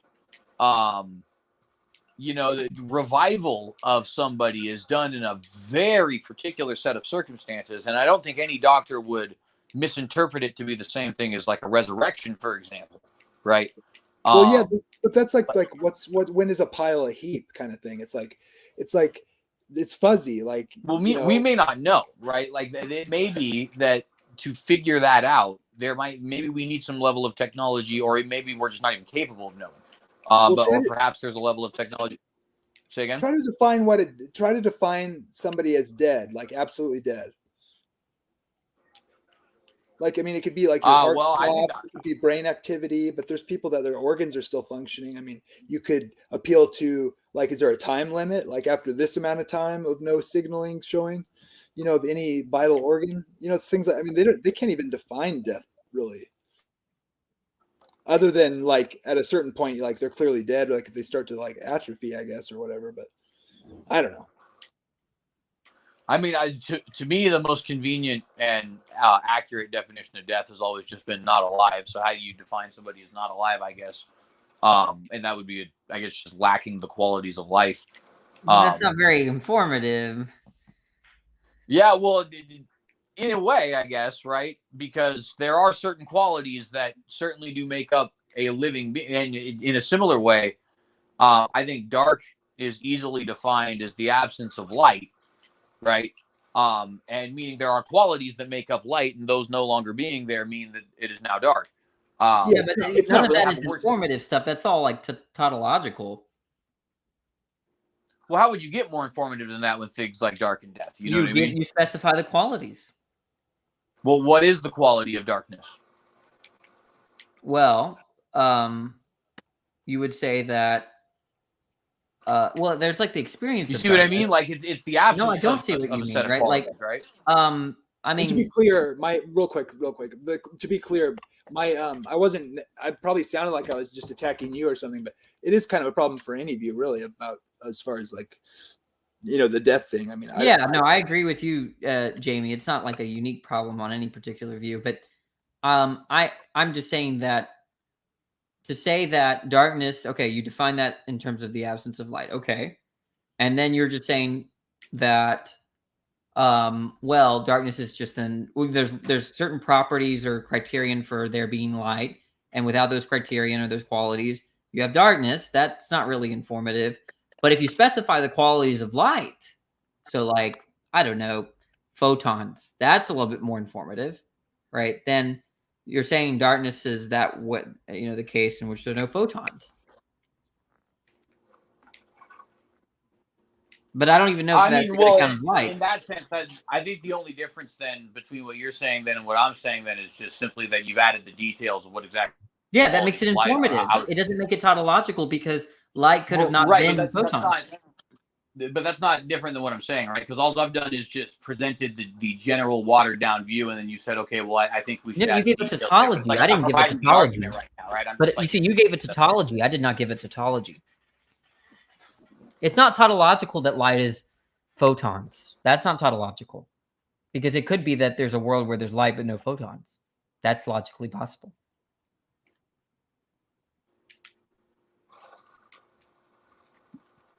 I guess that's an interesting concept. Light without photons. Isn't light like definitionally a photon? I don't think so. I think people knew what light was before they even knew what photons were, right? Well, yeah, I mean, I guess to an extent, but you could say that like we knew what flesh was before we knew what matter was, but I think flesh is by definition matter, right? Or material is maybe a better word to. Well, there's a big problem in terms of how we construe material. If you construe it in one way, then no, you're going to understand flesh in terms of something natural, something in the third person. That's to say, equally accessible to all psychologies and background histories. So when, but the idea, I guess another example might be that water is not by definition H2O. Light is not by definition photons. But you can do some kind of synthetic identity, right? And the idea about synthetic identities is they're informative. People that didn't know what H2O was, you can inform them that, well, this stuff that's in oceans, well, it's this stuff called H2O. And so you're adding on to their concept, you're being informative. But if you just say that the stuff and in the oceans is water, and they ask you what water is, and you're like, that which makes up water, or the qualities of water are what makes up stuff in the oceans, it's not going to be informative to them.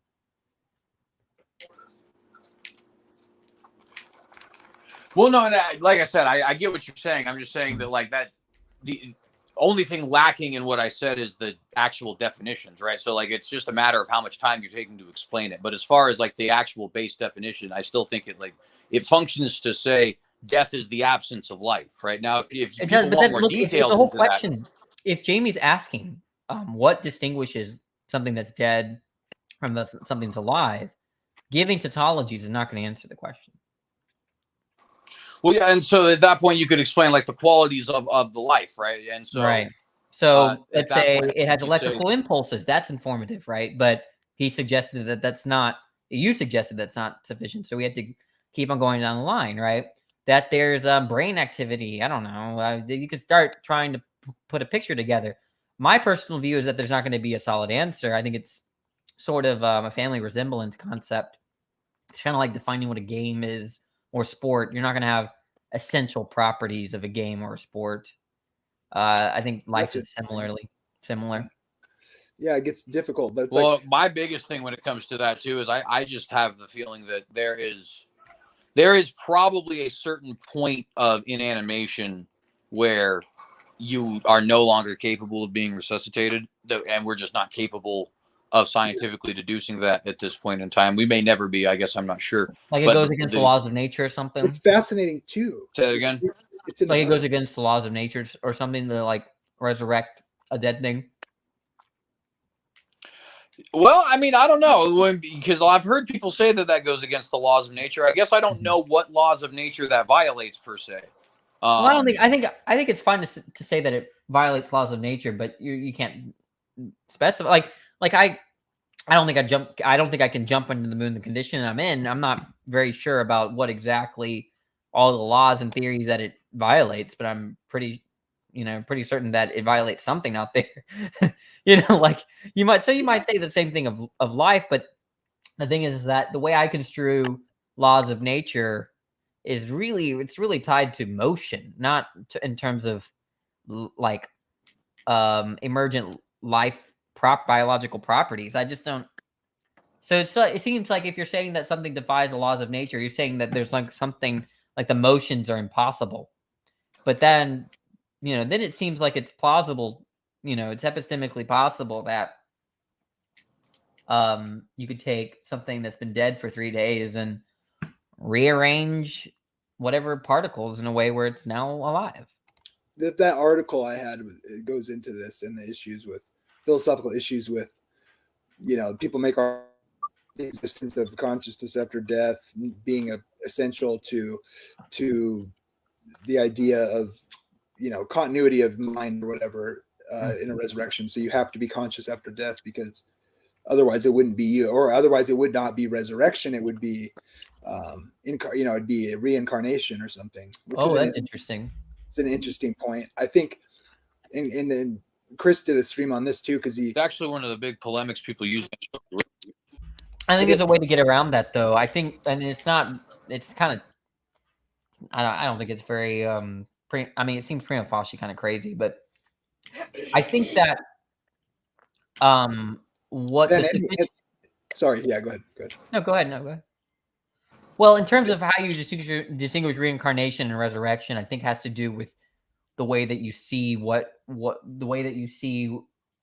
what's yours or what your body is. Yeah, what makes you who you are, that would matter, right? Well, the idea is that if I died and I emerged in CJ's body, in a CJ body, I would say that I didn't resurrect.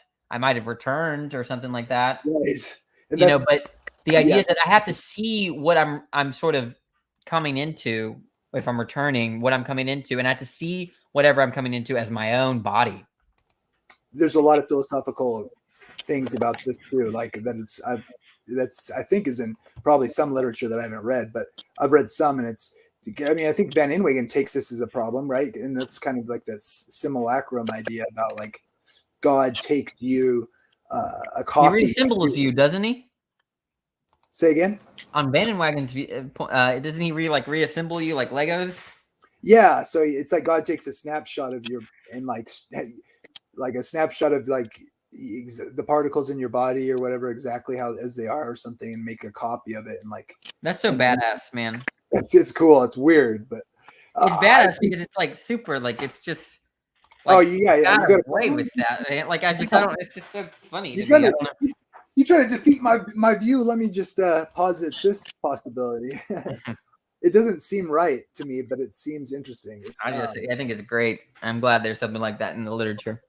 yeah, I think just so it's interesting. Like the thing with like okay, God puts you in His body. Let's you guys switch bodies. Like I tend to have the intuition that that would be not you, although you can't really get around like it's your thoughts, but like how I think who we are is very much attached to the physical things that are us, but of course there's a whole nother set of problems with that. But yeah, this is one of the things that motivate me to be a dualist, though. Like when I take those thought experiments, like I just have a hot like. Have you seen Princess and the Frog? Probably, yeah. Where they turn into frogs, and they try to return to their original bodies. Whoa, no, I haven't seen that. Like where you have to kiss the frog and it turns back to human. Yeah, okay, yeah. Those thought experiments kind of like, it's obvious that their brain is completely changed, and it's not a human brain that's in that body, right? But nonetheless, they're humans that are trapped in the body that wish to return to their original bodily form. Now, you think that's possible? Like, in what sense is that possible? Logically, I think it's logically possible. But well, there is interesting facts you could point to about like the non-necessity of like a fully folded brain. But and could you be sustained hypothetically as in the whatever it is that makes you who you are in like not only another body, but like often we talk about like switching brains, but like. Are you saying like if you switch bodies with CJ, like that's metaphysically possible with everything physical being the same? Would you say? Yeah, that? I think so. But I think it's logically possible. So I don't see a contradiction. In other words, okay, but would it require some sort of organization of the brain? Not logically. Okay, I mean, how about thinking like in terms of God's omnipotence, I think maybe. Could God instantiate your mind in a frog's body? Is that something that within the power of God? I think yes. Well, okay, but yeah. If you're gonna posit like miracles as being like where it can defy the way things work in the sense of I don't even know how to articulate. Well, we're doing it with a very loose sense of possibility, logical possibility. Right. I mean, it's logically possible that I don't exist, right? I'm just this robot. I mean, but I mean, it's logically possible that you're in the Matrix, right? It's logically possible that. How about that? That I could exist. I could exist as a carton of ice cream with the same mind I have now. Are you saying that? Really quickly though, too, can I just say that, like, on top of the logical possibility here, I think you also have to consider, obviously we can't, brain swap into frogs, but conceptually, just as a thought experiment, if you could. Would that be the same person? I would almost argue if you would answer that question, no. I don't know if you have any grounds to accept an incarnation. Because in what sense I see what you're saying. Because in what sense does an incarnate being actually place itself into this incarnation? If not a quote mind swap, so to speak, right? In other words, how does the divine condense itself into the human and still maintain the same personality? Itself, right? The whole point is that it doesn't condense itself to atoms, right? The idea is that Jesus's mind on dualism is going to be distinct from his body, just like my mind is distinct from his body. So there's no condensing, right? Like in the physical sense, right?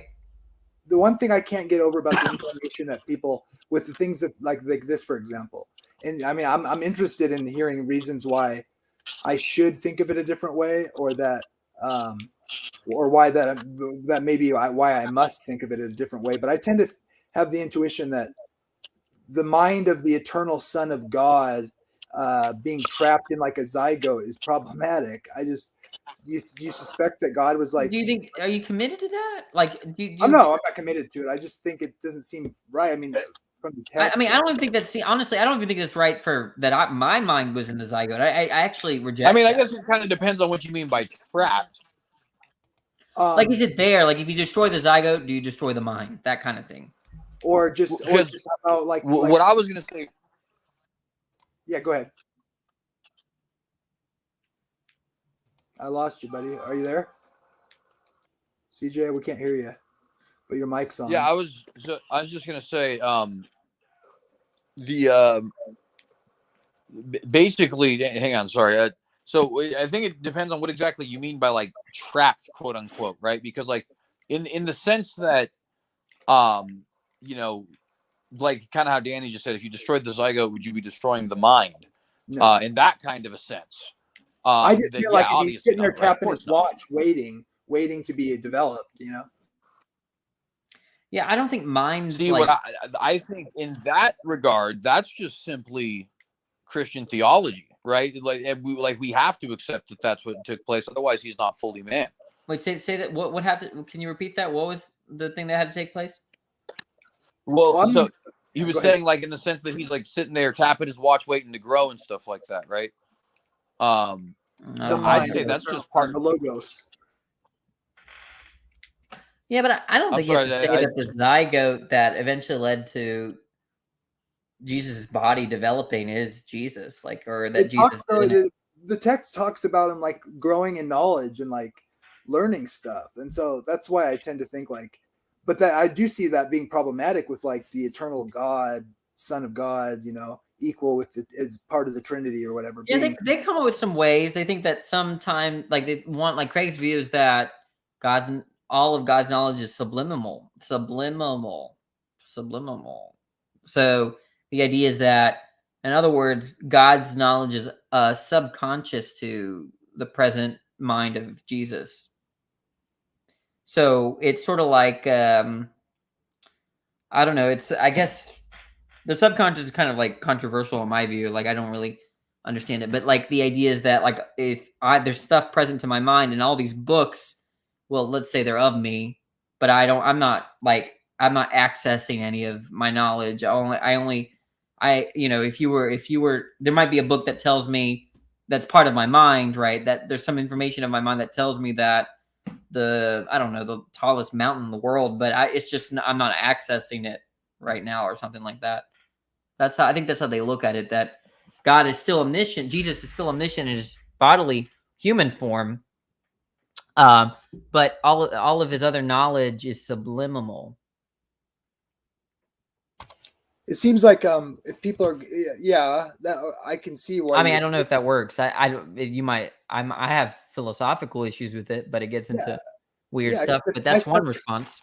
If my subconscious is enough to keep me existing, to say I exist or something, I mean, like I obviously wouldn't want to say the mind, you know, like that part of God doesn't exist, right? Or that person of God. Right. We're not saying that. We're saying that God's mind is sort of divided into what's presently conscious and what's subconscious. Subconscious being the part of God's mind that he's not accessing or not aware of in that present mode of thought. Right. I get that. I've heard okay. I'm sorry. Then maybe I just wonder. I'm just trying to like tie this into like because people say, well, if Jesus was dead for 3 days, then he didn't exist. Then like the way I say it, like I still want to say like it's not even that a person who's dead doesn't exist. The Bible seems to tie like the body more essentially to the person. Like Paul makes that clear. Like it's you who gets raised from the dead. It's your body, which is like a seed or whatever, and it comes out like a new body, but it's still you. It reminds me of an Alexander Pruss, who is not a physicalist, thought about rape and how if there was this sort of mind-body dualism, that you're raping the person's body, you're not raping them. So really, it's going to be false that you raped. A rapist would rape. There's an interesting argument. I'd like to joke around about that and say Yeah, like you don't rape people, you rape bodies or something like that. Dude, I'm gonna rape you, because clearly, scripturally speaking, the person wouldn't be the body. Right, exactly. Dualism, it's like, oh, this verse says you go back to dust and the breath returns to God. Oh, that means you go to heaven. But it's like, no, wait, he said you. If dualism's true, the you would surely not be the body if dualism's true. So it just yeah, if you're taking it in a strict sense, I forgot how. I mean, 'cause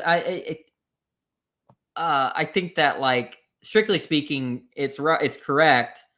Technically, rapists don't rape people, but there's like, I think, well, what I would mean then is when someone is raped, I just mean like someone rapes a body such that it brings about certain mental states of a person that are, but that's so funny to like have to think of it that way. It's like a kind of like almost like a bullet that you have to bite, that you're not really raping the essence of a person.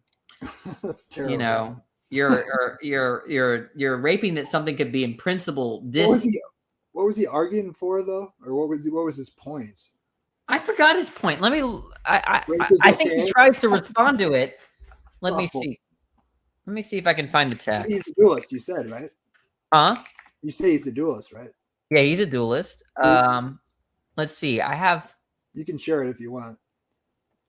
CJ, what's your response to my objection about, because whenever I bring up certain verses, people, the dualists, they'll say that. They'll say, well, no, they'll say, oh, well, that's just the body. Like, oh, the Bible just, it's like they're saying the Bible didn't really make this distinction between the person and their body. But then in other times I'm being told, well, you have the soul. The Bible's teaching you have the soul. That's the real you. And so it's like, if you're going to say it's just talking about the body when it uses pronouns to refer to somebody. Well,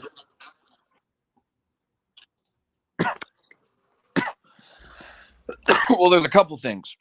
So first thing is, I don't think that, excuse me. And this is just, my subjective opinion, right? So take it for what it's worth. But to me, the Bible being physicalist, it almost sounds incoherent. In other words, like when you say like the Bible doesn't seem to make distinctions between the soul and the body. And Chris Date says that a lot, and of course I respect both of you very much, so I'm not trying to say this in a dismissive way, but I just do not see that at all. No, I think, like, for example, I wouldn't say it doesn't says, make a distinction. It makes the distinction for sure, absolutely. Well, because I not only does it make a distinction, but like it makes a clear distinction. And again, you have to understand, I am saying these from my own biased perspective, but when I hear verses like whether in the body or out of the body, I don't know, right?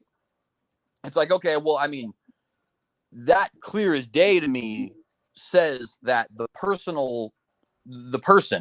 right, the personality can be in or out of the body. Or, for example, when Jesus says, don't fear those who can destroy the body, meaning kill you, but fear God who can destroy the body and soul in hell, meaning the soul is something different. The person can't destroy that. Only God can destroy that, right?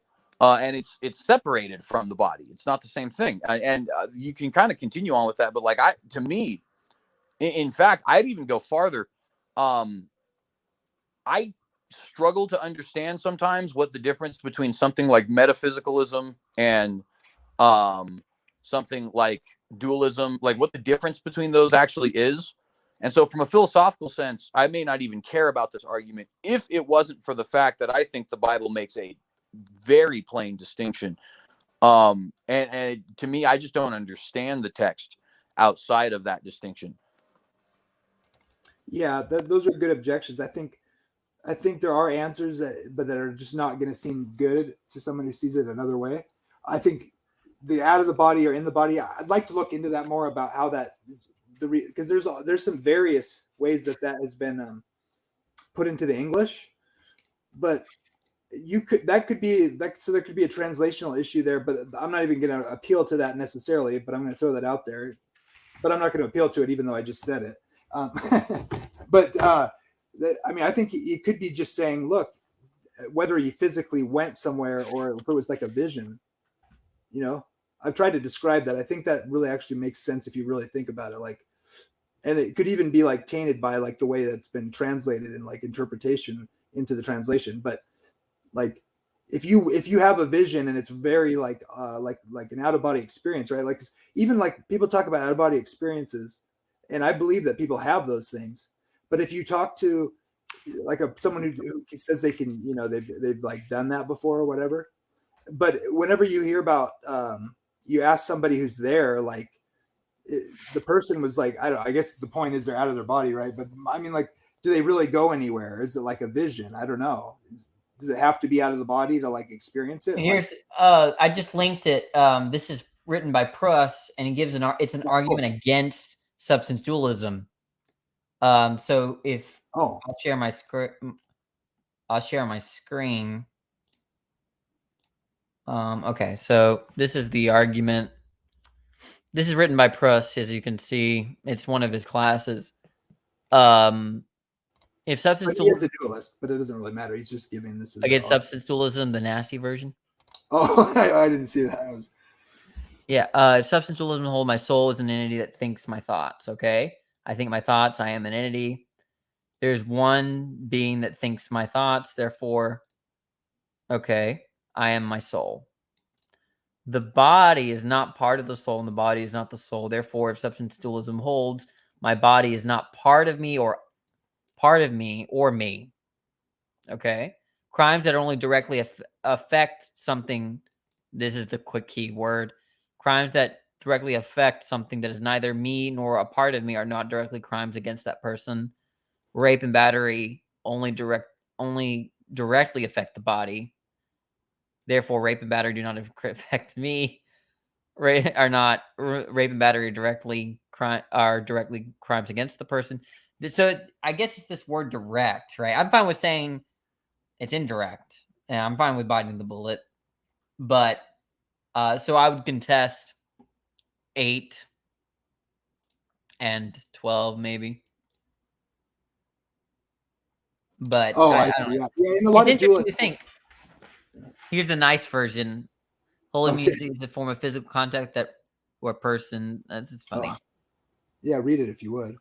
Yeah, holding hands and kissing is a form of physical contact that romantic lovers who are persons seek. Second premise is holding hands and kissing occurs between romantic lovers who are persons. If substance dualism holds, persons are souls. Physical contact between souls is impossible.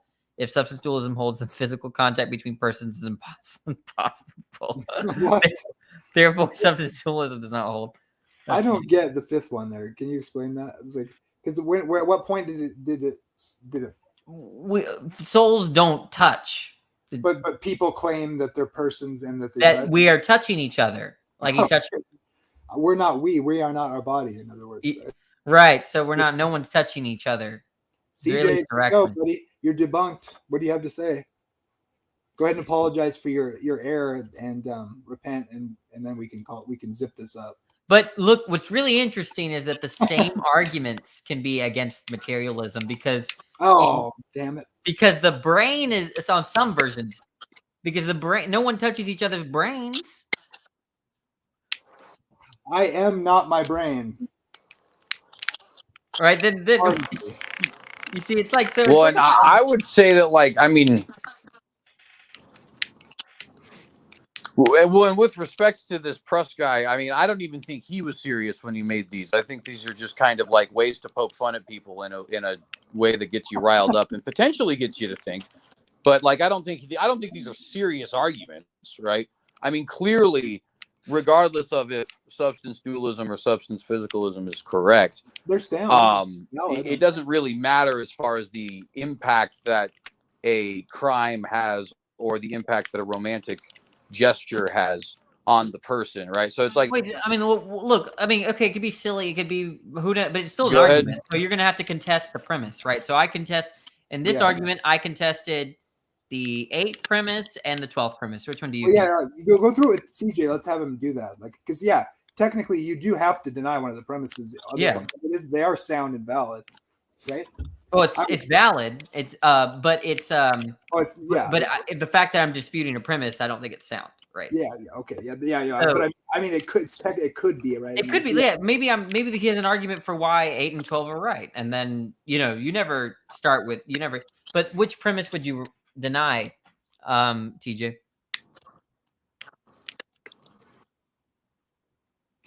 Here, let me I can read them for you. read if you them want. really quick. Okay. Well, I'm just reading them to myself real quick. Okay, that's fine.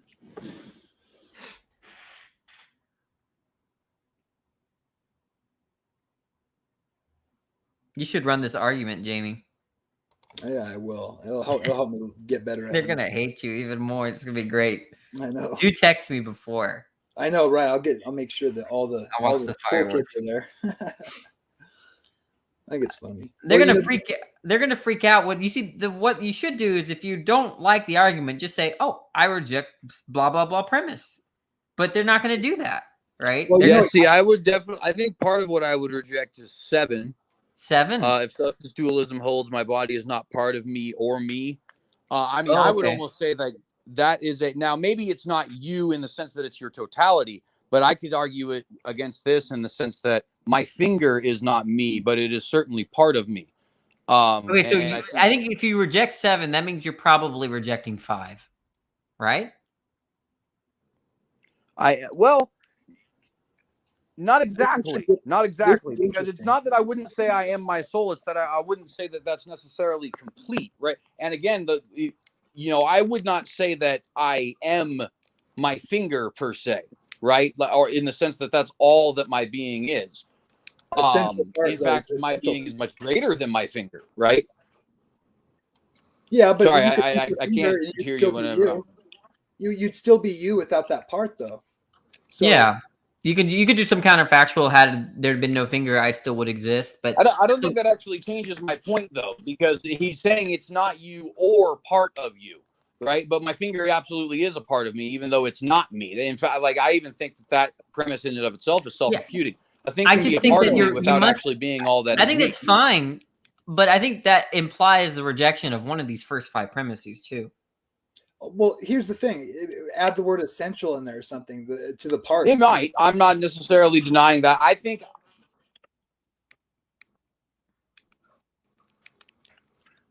In other words, can you be? I guess I would say 5 is maybe incomplete. Okay. Yeah, so there's something wrong with 5. I don't think you can say that, because I think every dualist, a biblical dualist, would want to say that absolutely. I think both sides want to say that you are a soul, aren't you? I mean, the Bible actually states that so many souls went down on the boat. Doesn't that include whatever that means? It has to mean that whatever the soul is, it's the essential you, isn't it? Yeah, like would you say? Okay, but what body part is part of you, CJ? That's why I say incomplete, though, because you are a body and you are a mind, right? And you are a lot of different things, but they're not necessarily in contradiction with each other. I would say you're a soul, a spirit, a body, and a mind all at the same time. Okay, so you're taking I think that's kind of funny, because I think that's a kind of this kind of dualism, more like this kind of dualism, hylomorphic dualism. Except for here's a problem with that I see for the biblical dualist. That is, the question is, are you a soul without your body? And is that you? Do you need your body? That's the big question for the biblical dualist. So wouldn't that be a problem? Because you guys want to say you are essentially yourself without your body. Yeah, you take something like this. It seems like you're taking a hylomorphism which conceives your being as a compound of matter and form, something like that. Yeah, this is like what Kenny would say. This is like Aquinas's construction. Something like this. Maybe not exactly, but you're not going to be this is an argument against substance dualism, though.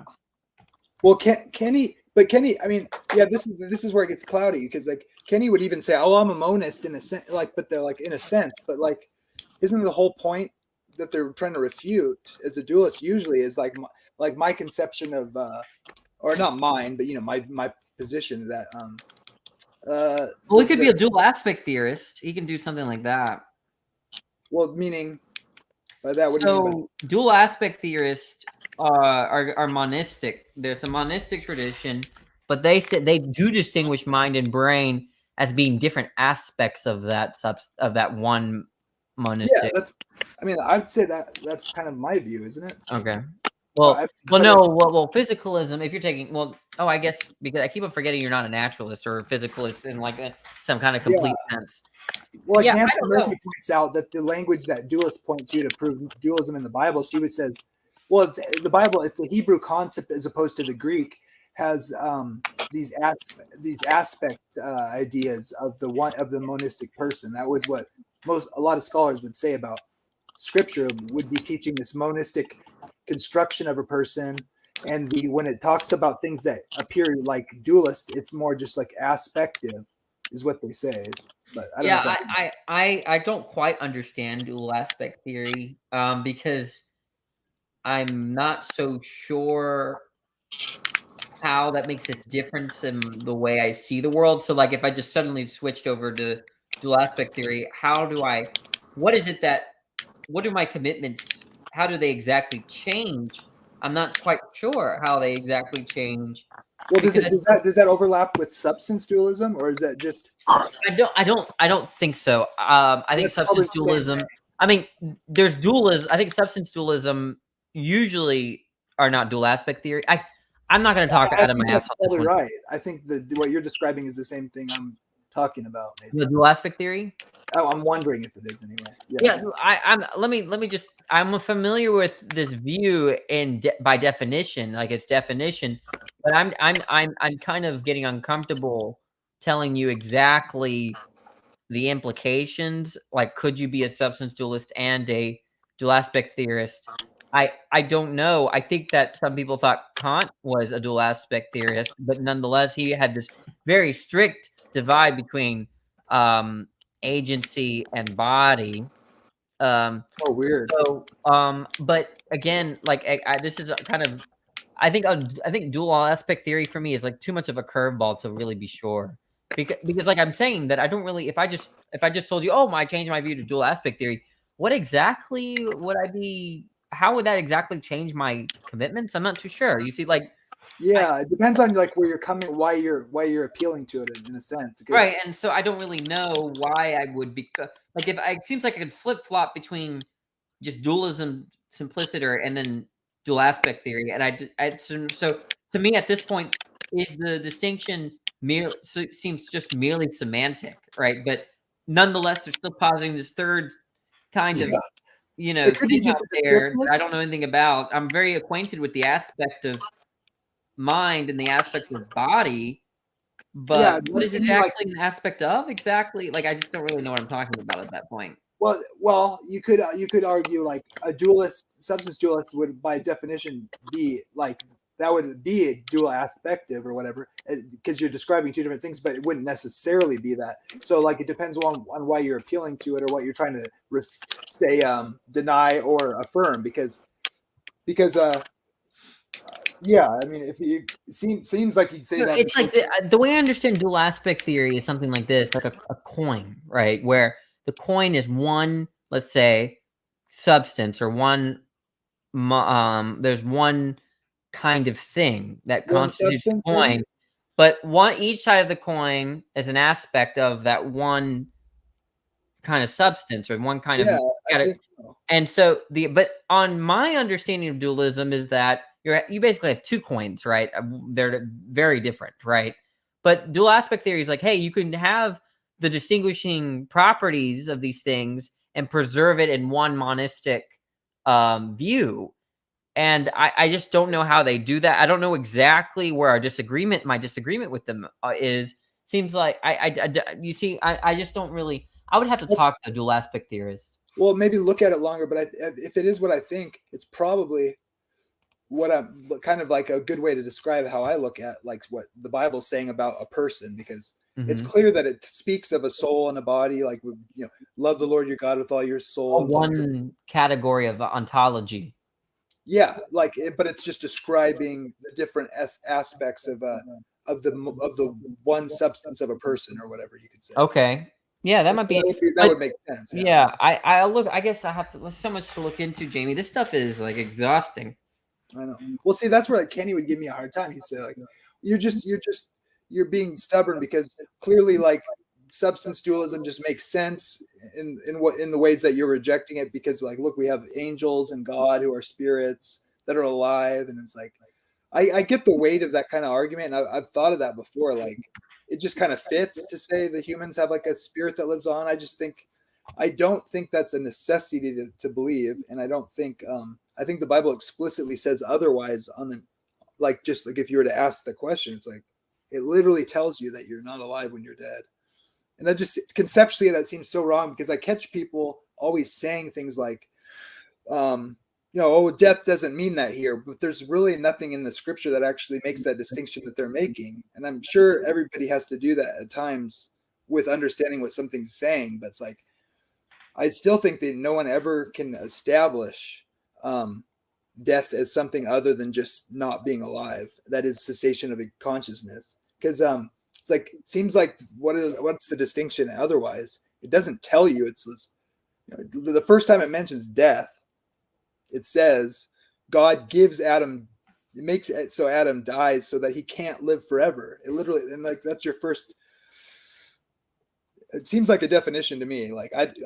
Now we have to take away the thing that makes him live forever, and which is equated with him dying, because he doesn't want Adam to live on in sin, so he has to die. That is, not be alive anymore. It just seems like that defines it, but no one ever answers that one either. What do you say to that, CJ? I never get a good grounding for this idea that death isn't really not being alive. How would you answer that? Well, I guess to an extent, I don't know that I would, because I agree with you in the sense that I think that death is ultimately the annihilation of the person. And in fact, I would even say that the physical death, second death analogy only works because the second death is the total annihilation of the person. That being said, though, I don't think that necessarily would imply any level of a physicalism. In fact, for me, it implies the exact opposite, because it implies that there is a existent life of some kind. We would call that a soul, past the death of your physical self, right? And to me, that seems like that's like the very definition of what dualism is, to an extent, right? That there is a life that is not based within your physical self, that is actually outside of that. Okay. Yeah, I get that. And then you appeal to Matthew 10 or whatever, right? Is that right? Matthew 10, right? 10, 20 something or 40 something. Where he says, I would even say, like, because I would go to Matthew 10:28, but I would even go farther than that and say, like, even just the concept of life after death to me implies a dualism, because the physical life is terminated, right? But the spiritual life now seeks to be terminated. It still is not. It exists, right? That to me that seems to me definitionally to be dualism. Well, Danny doesn't take that view. Wait, Danny, what? You would, the idea of dualism, well, that's more of just a phenomenal thing, right? Like, because you see there being two substances, right? Dualism. Well, I just take my dualism to, when I say that I'm a dualist, I mean that mind is not reducible to the physical. Mind is not necessitated by the physical either. So what does that say to you about the nature of what happens after you your body dies? Well, it makes it possible to continue on experiencing, right? Yeah. So if you go so as far as to say that there's no reason. What I mean, if you separate them too much, it sounds like you're doing not too much, but I mean in the way that you are, I should say. Okay. And then why would you have any reason to think that your consciousness went away when your body died? Yeah, I think that if an atheist like that held to my view really was convinced, okay, that they would continue on living despite bodily death, I wouldn't say anything. I don't think there's anything that I could say to that. So you have no reason to think. I mean, can you give a reason to deny that you would continue on after death? I mean, it's kind of a weak reason, but it's something like there are certain behaviors that I associate with having mental states. And when those sorts of behaviors are not exhibited, I just don't attribute mental life. This kind of goes up with all sorts, like, could this have a mind under dualism? Yes. Okay. But it's not exhibiting the sorts of behaviors that I expect from a mind given my own mental life and the sorts of behaviors that are the effects of that. And so I don't attribute a mind to it. I think this is the same thing with dead things. Oh, that's interesting. That's weird. Because like that's one way to put it, like why you feel like something that doesn't have a mental state. But like I would say, well, it's because it doesn't have the right configurations or But something. you don't know. Look, you can't see my brain. I mean, like, how do you know I'm conscious? And I think that's Well, only that's because, true. you know, I mean, No, how if do you you know have- I'm conscious? yeah, Because yeah. I'm displaying this sort of behaviors that you exhibit when you have certain mental states, True. right? True. That is very precisely better. Yeah, and that's why when you look at cells, you're far less inclined to think that they have a mental life because they don't exhibit the sorts of behaviors that are normally exhibited. Now, there might be even cases where you do. So, like for instance, a paramecium, if you were to poke it under a microscope, it reacts. And if you were at that moment like, oh, it's got a mind, what's the response? I don't think there's anything for someone that thought that was really convinced that it doesn't have a mind. I don't really think it's I think that it's not, I think it's based on your priors. I think it's based on your perceptions. I don't think it's something that you really argue about and give like a deductive argument for why this thing has a mind, this thing does not have a mind. It's something like, I expect certain behaviors. Oh, I don't see them. I don't attribute mental life to them. End of story. Okay, well, what if I built a really complex robot that exhibited human features? That wouldn't. Well, the fact that I know that you built it is an indicator that it doesn't have a mental life. But yeah, that is a problem, right? You're talking about the problem of other minds and zombies, right? That, you know, how do I know that I'm not the only mind and all of y'all are just meat machines? That's right? why PZ Myers was named PZ. I get it. Derp. Yeah. Yeah. Somebody in the audience was asking about cloning, and hi, Janet. Good to see you. Hi, Sandy. Looks like they're still here. Sandy was asking about zombies. Do you have anything to say about philosophical zombies? Myself? Yeah. Oh, I think they're possible. I think that there are a lot of people that don't think they're metaphysically possible, though. But I think they're possible, and given that they're possible, I think then you can't appeal to physical facts to necessarily establish mental life.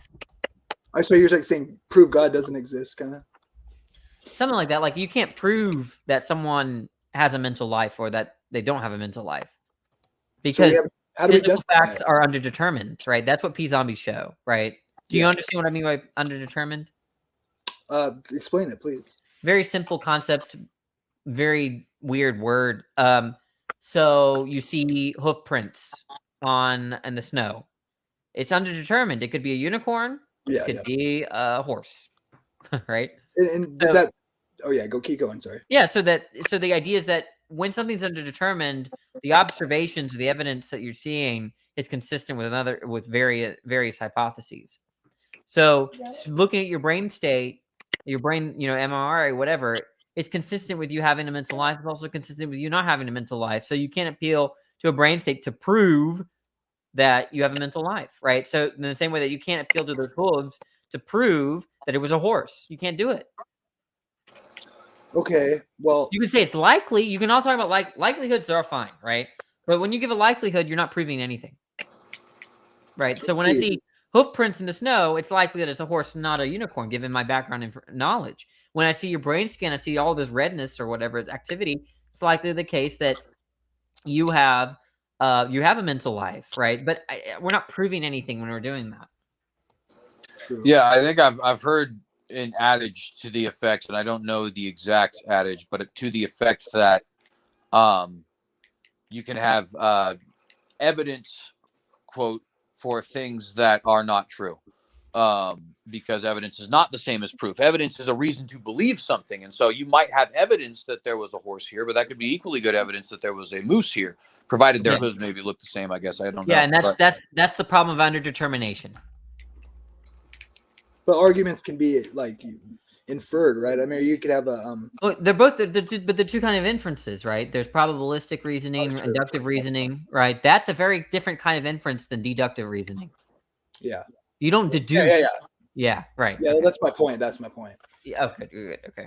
But that it's still, yeah, I think the philosophical zombie thing I wanted to say was, I'm not sure if it makes any sense to think that a philosophical zombie is, I mean, is it just more to do with their internal self-reference or whatever? Saying that they don't have that, right? They just exhibit all the features of a living person, right? Help me understand that better.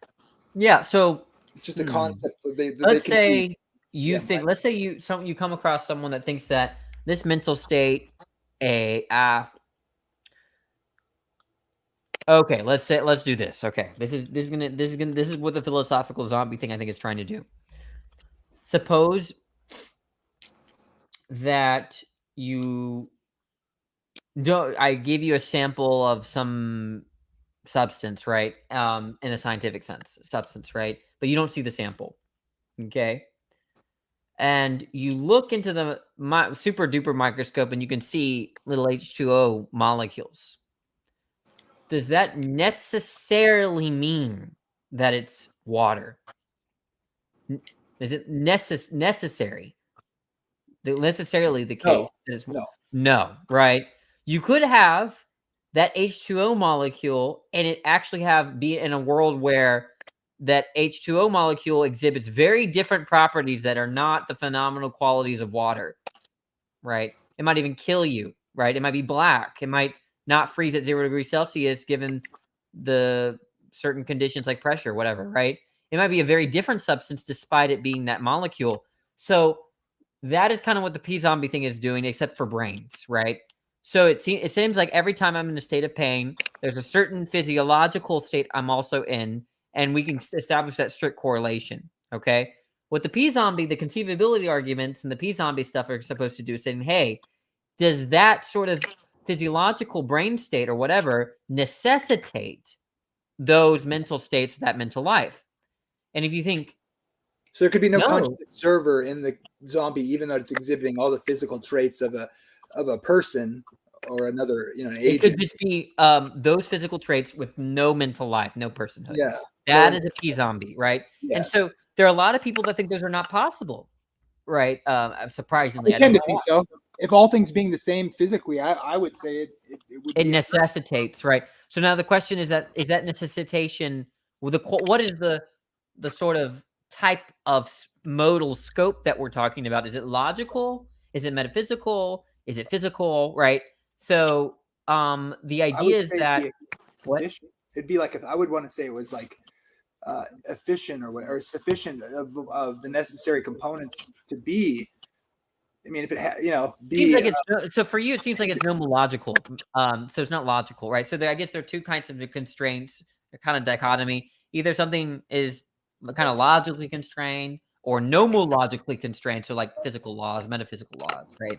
So yeah, it would be equal to the same things that we use to justify, in any sense that's justifiable. Well, but think about, I don't see why you didn't say that for the water, right? For the water, the idea is that in our world, it's true that once you have this H2O configuration, there are emergent properties that are necessitated. Okay, I see. Okay, so I would say, like you're saying, it's like possible, like it's not logically impossible or anything. It doesn't prove anything. But there might be nomological constraints such that it's necessitated. But the fact that you say that it's logically possible is enough for a dualist to run a conceivability argument against you. Yeah, and I actually accept that, honestly. I have for a while. And because they're just going to say, okay, if it's logically possible, that means that there's a world, and the idea is that if A is identical to B, that's supposed to be there's supposed to be necessity there. A bachelor is not a married man necessarily.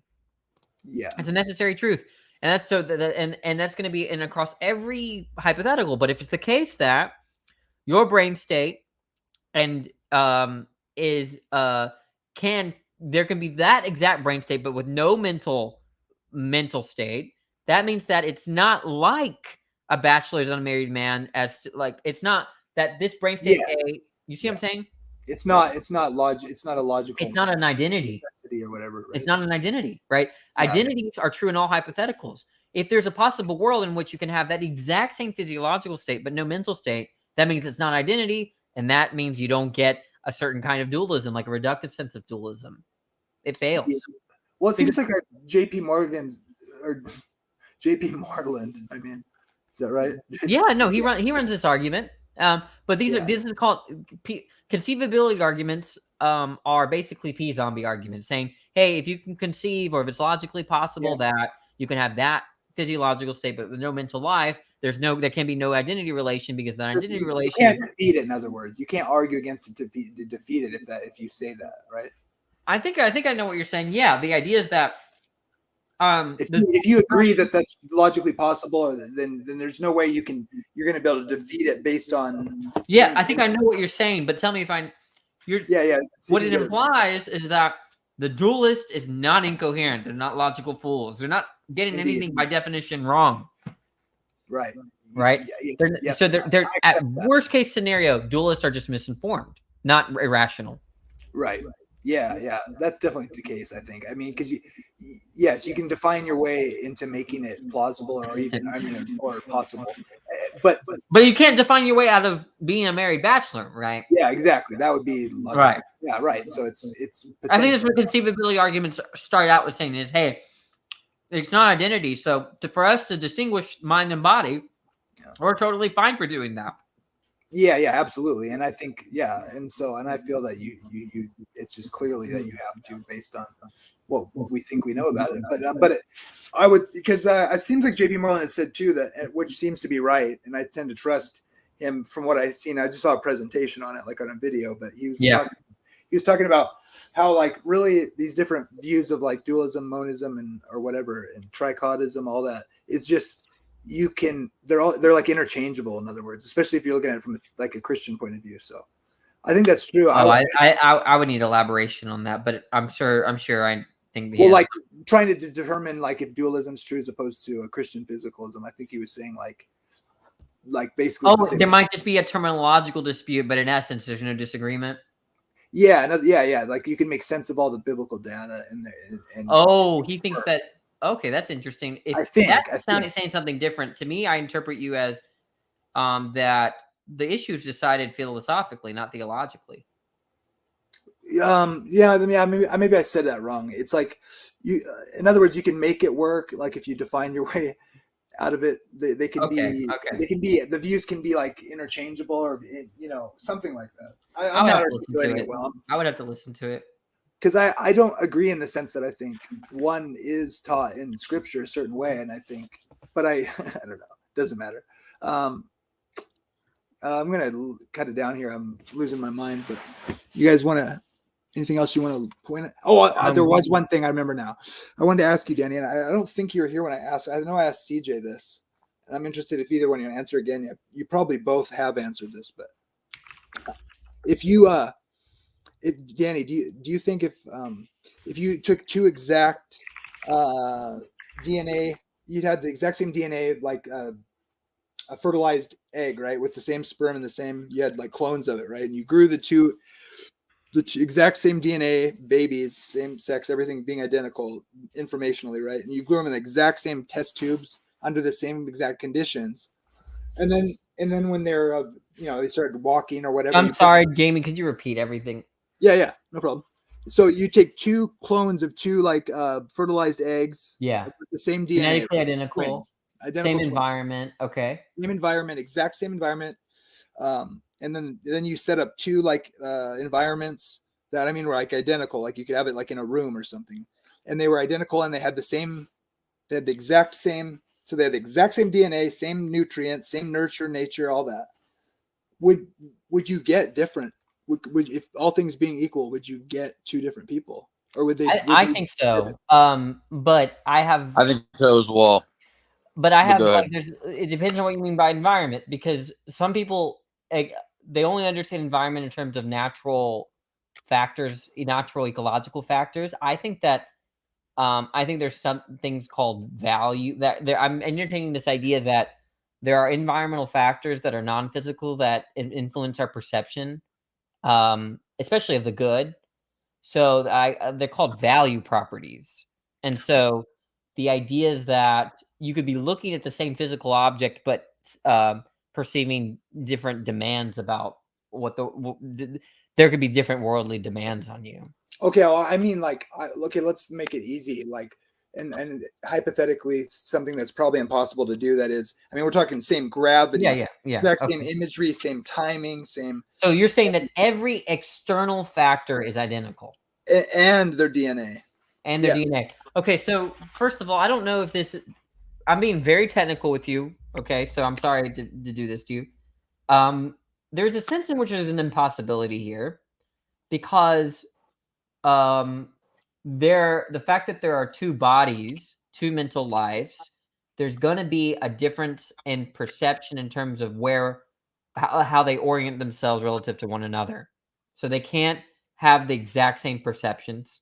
Okay, but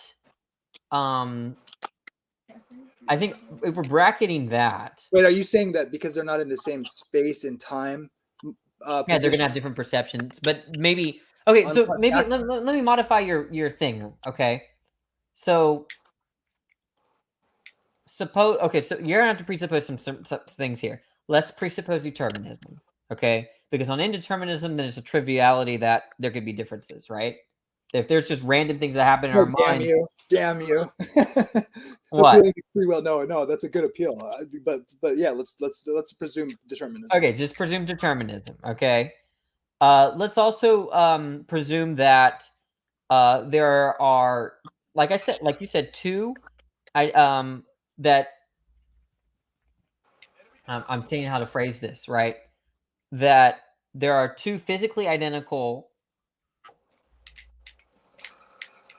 Yeah, identical twins, essentially. This exact, but I mean, like, to the last allele frequency or whatever. You know what? I think that for me, if we assume a certain kind of there are two kinds of determinism. Did you want to share that? I'm sorry. No, I mean, it's fine if I'm sending this to my professor, because my professor and I are arguing about the interaction problem. Anyways. Cool. Yeah, I'm interested in that too. But yeah, because he doesn't think I have a point, but he's just really mistaken. Okay, so here's my view. This is what I think gets tricky. Okay, I think there are two types of determinism, and I think that in one sense, if you take a determinism where everything's governed by laws, and if you put them in the exact same situations, right? Then I think that you're gonna get they're not going to be the same person, but if you were to take the two vials and then put them in one, and then rewind the clock, and instead of taking one zygote, you take the other zygote, so you put them in that circumstance and rewind, I think they would be the same person, right?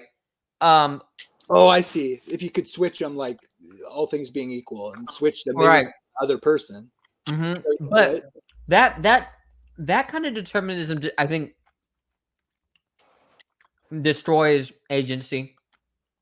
I think there has to be a sense of indeterminism, but just not on the level of what the libertarians are saying. So I think I've talked to you this before, but I know we have to go to bed, but very briefly, I think that you're going to get the possibility of different persons if you take my sense of determinism. If you take like a naturalistic sense of determinism, you're going to get the same person. Well, what about? Then I mean, I don't know. It's so tricky. They're not the same person, of course, because they're occupying two different points in space time at any given moment. That's the thing. But would they be, like, conceptually, like, would they exhibit any like, would they say the same words at the same time, all things being equal? Yeah, if you bracket their causal histories, I think you're gonna get the same person. But to me, this is like, it's like this, right? You take two identical red balls, okay, and one hill, okay. You take the ball on the right and you set it on the hill, and it rolls down. And let's say that, okay, and then you rewind the clock, and instead of taking that ball, you take the other ball that has all the same physical properties, except its relational properties are different. So it's rather than the ball to the right, it's the ball on the left. And then you put it in the exact same spot you put the other ball before you were on the clock. then other than its history at the time before you place the ball there, I think that they're gonna exhibit the same properties. So there's gonna be a sense in which they're different balls if you include their background history. Yeah. But if you kind of take it from T2, at which the place where you T2 where you place the ball on the top of the hill, then there's going to be indistinguishable. Yeah. So I guess because I think the problem is that you're using an easy question because I don't think we're like balls. I think the reason why I could say it's going to be the same is we can rely on laws of nature, right? There's not going to be any indeterminacy when it rolls down. That's the first thing. And then you got problems with identity over time too, and I don't know. I think the question is too filled with philosophical issues for me to just a possibility, you mean? Sorry, what?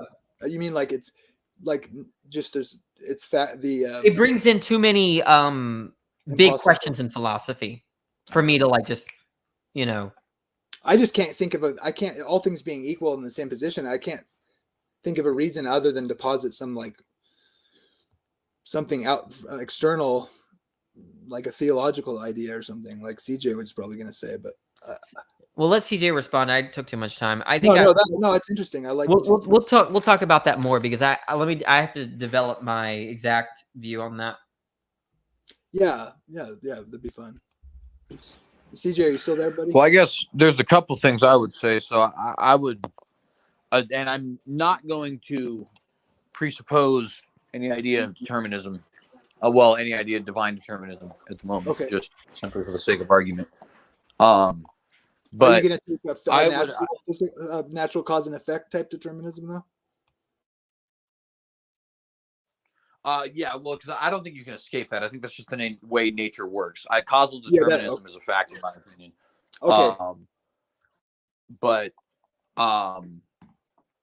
So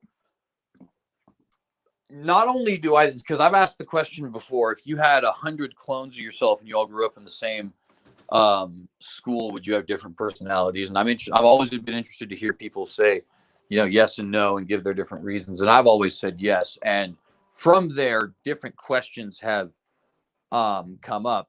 And suffice it to say, I've come to the conclusion that not only do I think all things being equal, two identical clones could be different and indeed would be different people. I actually think all things being equal, if you individually, the person that is you, went through your life step by step again, I think you would come out different than you did in this timeline. Absolutely incredible. I can't believe you said that. You're a determinist. Normally. I'm curious. Are you? No, I'm shocked. I'm not. Go ahead. I don't think it's bad, smart, or dumb or anything. I'm shocked. Sorry. Well, what did he say exactly? He said not only would they be different, all things being equal. Go ahead, CJ. You tell him. Yeah, so I have come to the conclusion that I think not only would you be different people if all things being equal, two identical clones lived the same life out. I even think if you could personally rewind time and walk through your life step by step, I think you would come out a different person than you did in this timeline. That if you rewound the clock, okay. So wait, you're progressing through time. Then you rewound the clock and what? And you were able to walk through your own life again. In other words, not only all things being equal, but Danny and Danny B, I think, are different people. I think that even if they are going on the exact same timeline of events, I think they will come out as different Do you feel that way when you reflect on your memories? Yeah.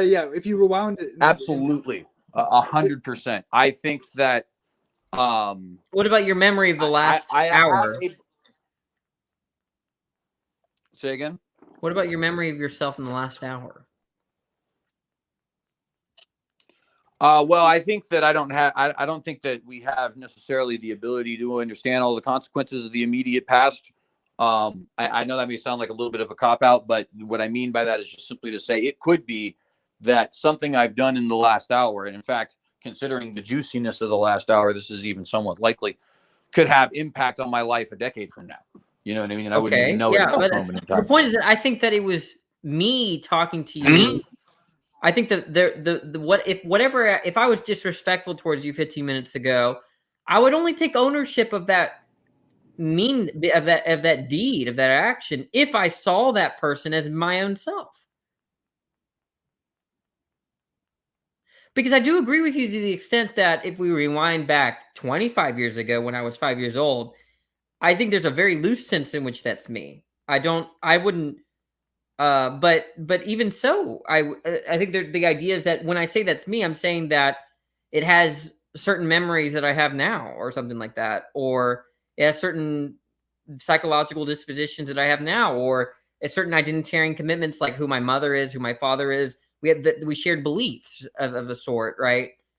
So I'm with you. As the farther back you go, like I don't think the zygote that was in my mom's womb was me at all. But I definitely think that if I mistreated you in the last hour, that I would take responsibility, and that's only because I saw that person as me. Well, CJ, are you saying when you say both clones would be different people in the exact same circumstances if they're identical genetic material to start with, and you're saying they'd be different people, but not only that just the one person if you went back, it could be different. Do you mean with the memories that you had from the first round, or do you mean like just starting again, like in the same exact mental state? Just starting again, because I would say that if it was with the memories you had, you would just be like continuing your own life. It's almost like weird. If you're familiar with comic books, a lot of comic books have crossover universes. Sure, but CJ, aren't you just describing that you believe you could have that like that's the definition of like libertarian free will? Could have done otherwise and would do otherwise? Well, no, because you have to remember with everything that I'm speculating right now, I have precluded the thought of divine determinism, right? In other words, I'm assuming things just work the way that I can observe and based off of my own knowledge of things, right? Not assuming my position as far as exhaustive determinism or anything like that. So that's the first thing. But the second thing is also, I think that really, it's kind of funny that you say that, because I would actually say it's a little bit of the opposite. I think causal determinism is so true. That and the amount of causes that we have so vast and their consequences so infinite. Not literally, of course, there's a finite number of them, but the point is that like there's all these different factors that go in to the person, that I think that the individual life of a person, it's so finely tuned as to be nearly impossible to be replicated without divine determination guiding it. So you're saying God literally, like, if it were true there was no God, libertarian freedom might be true, but because there's God, it has to be determinism. I would argue precisely that, actually. I just don't see why you would accept that. Well, I mean, I think that it seems to me to be like intuitively obvious. I mean, there's so many different factors that, like, just as an example, if you have 5 different CJs and 5 different CJs watch you cut out CJ, right? But you just have 5 little splits in this timeline. Sorry. So do you have, me at the first time I ever watched this movie, Watchmen, right? And everything is equal up until that point, right? And then somehow, just for the sake of thought experiment, at that point, we split 5 different ways. And then each of those 5 different timelines, they do the exact same thing, which is watch the movie Watchmen for the first time. It seems to me to be almost intuitively obvious to say each of those 5 timelines is going to be different but just by the fact that they exist. the fact that there is 5 different of them and that they are not the same means that they are going to end up playing out in some different way. The personality is going to play out differently in some different way. And who knows why? Maybe it is that the reaction that I had to this movie in one of these timelines was somewhat of a fluke, or was playing on an emotion I only had for a couple of seconds. And that emotion happened to be something that I festered for a moment, and the festering of it led me to contemplate a certain thing, and that certain thing happened to be talked about in the story, and now the story has a big impact on my life and all these other different factors. The point just kind of being that, like, there is way too many elements for me to actually be able to suggest in any reasonable fashion that I expect all 5 of those to turn out the exact same way, or even in one of the 2 of them, or 2 of the 5 of them, excuse me, to turn out the exact same way. Are you saying what's the circumstances here? I thought all things being equal, what reason would you have to think that they would be different? That's where I'm especially if you're rejecting indeterminism.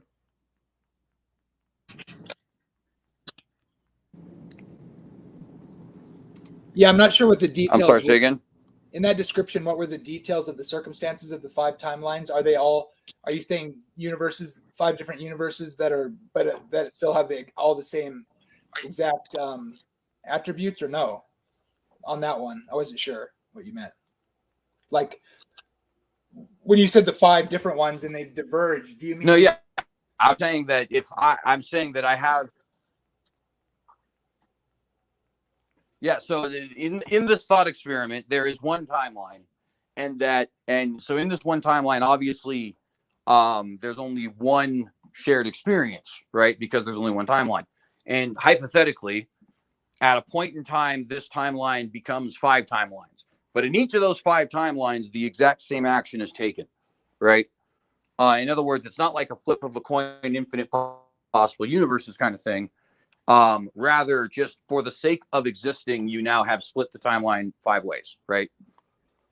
Okay. I think that the mere fact that 5 exist means you will get 5 different outcomes. Oh, it's so weird. That's kind of what Danny was saying, right? Or weren't you saying that kind of same thing, Danny? I don't really know. I didn't really understand why CJ was. I think he was. It seems like he's changing the question that you were giving. He was talking about something different, but even so, I don't see how that's predicted on God's sovereignty, that there would be uniformity with respect to timelines, or disuniformity with respect to timelines. I think tell me if I'm wrong, CJ, but you're saying he's basically thinking the exact same opposite, or like the extreme opposite of what I would think. That even presuming if there was no God, and you had one person experiencing all these things right on a timeline, and now let's say you have 5 exact copies of the person with 5 of that same timeline, and then they all have the same exact memory and experiences in universe, but there's 5 of them. And then when it becomes 5 and they all continue on in their own universe, they, without God, and all things being equal as far as stimuli and their environment and what they experience, they would still diverge as people and have different outcomes, which makes absolutely no sense to me. But is that what you're saying? Like just in fact. Yeah, that is what I'm saying. I'm saying the mere fact that 5 separate timelines exist means you will get 5 separate outcomes. I don't think that the human person, or that the timeline in that as far as how we have set out, I don't think it can be perfectly replicated. It seems to me, though, that if we're going to define them as precisely the exact same, you have no reason to think anything would go different. Especially without God, though. But yeah, it's just an intuition you have, huh? It's interesting. I don't get that. I mean, well, to an extent, yeah. It's almost as if to say like the exact same doesn't really exist, in my opinion. You know what I mean? Like it's almost like you clone 2 things or replicate 2 things, they don't really turn out to be the same, right? And they're It sounds like you're cutting out. By You can even give a good example of this in the form of like molds, right? This is just, it's a crude example, but when you have a mold and this mold produces the same shape, right? You could get real technical if you had the right scientific instruments, and you would find that there was no one of those shapes made from this mold that looked the same. Well, yeah, that's because of imperfections in processing and stuff. I would say, but if we define the circumstances as precisely identical, I don't see what you can appeal to, because we've already defined it as the same exact stimulus, same exact. Yeah, if determinism is true, then all causes are entailing, all explanations are entailing. So if we rewound the clock, the same thing would happen. Yeah, because it seems like the scenario we described would be the literal. You'd be describing in like the strongest sense the definition of indeterminism, right? Is that what you're saying? Yeah, it seems like if like I don't. Yeah, that's why I thought that he was just changing the hypothetical, but I'm not too sure.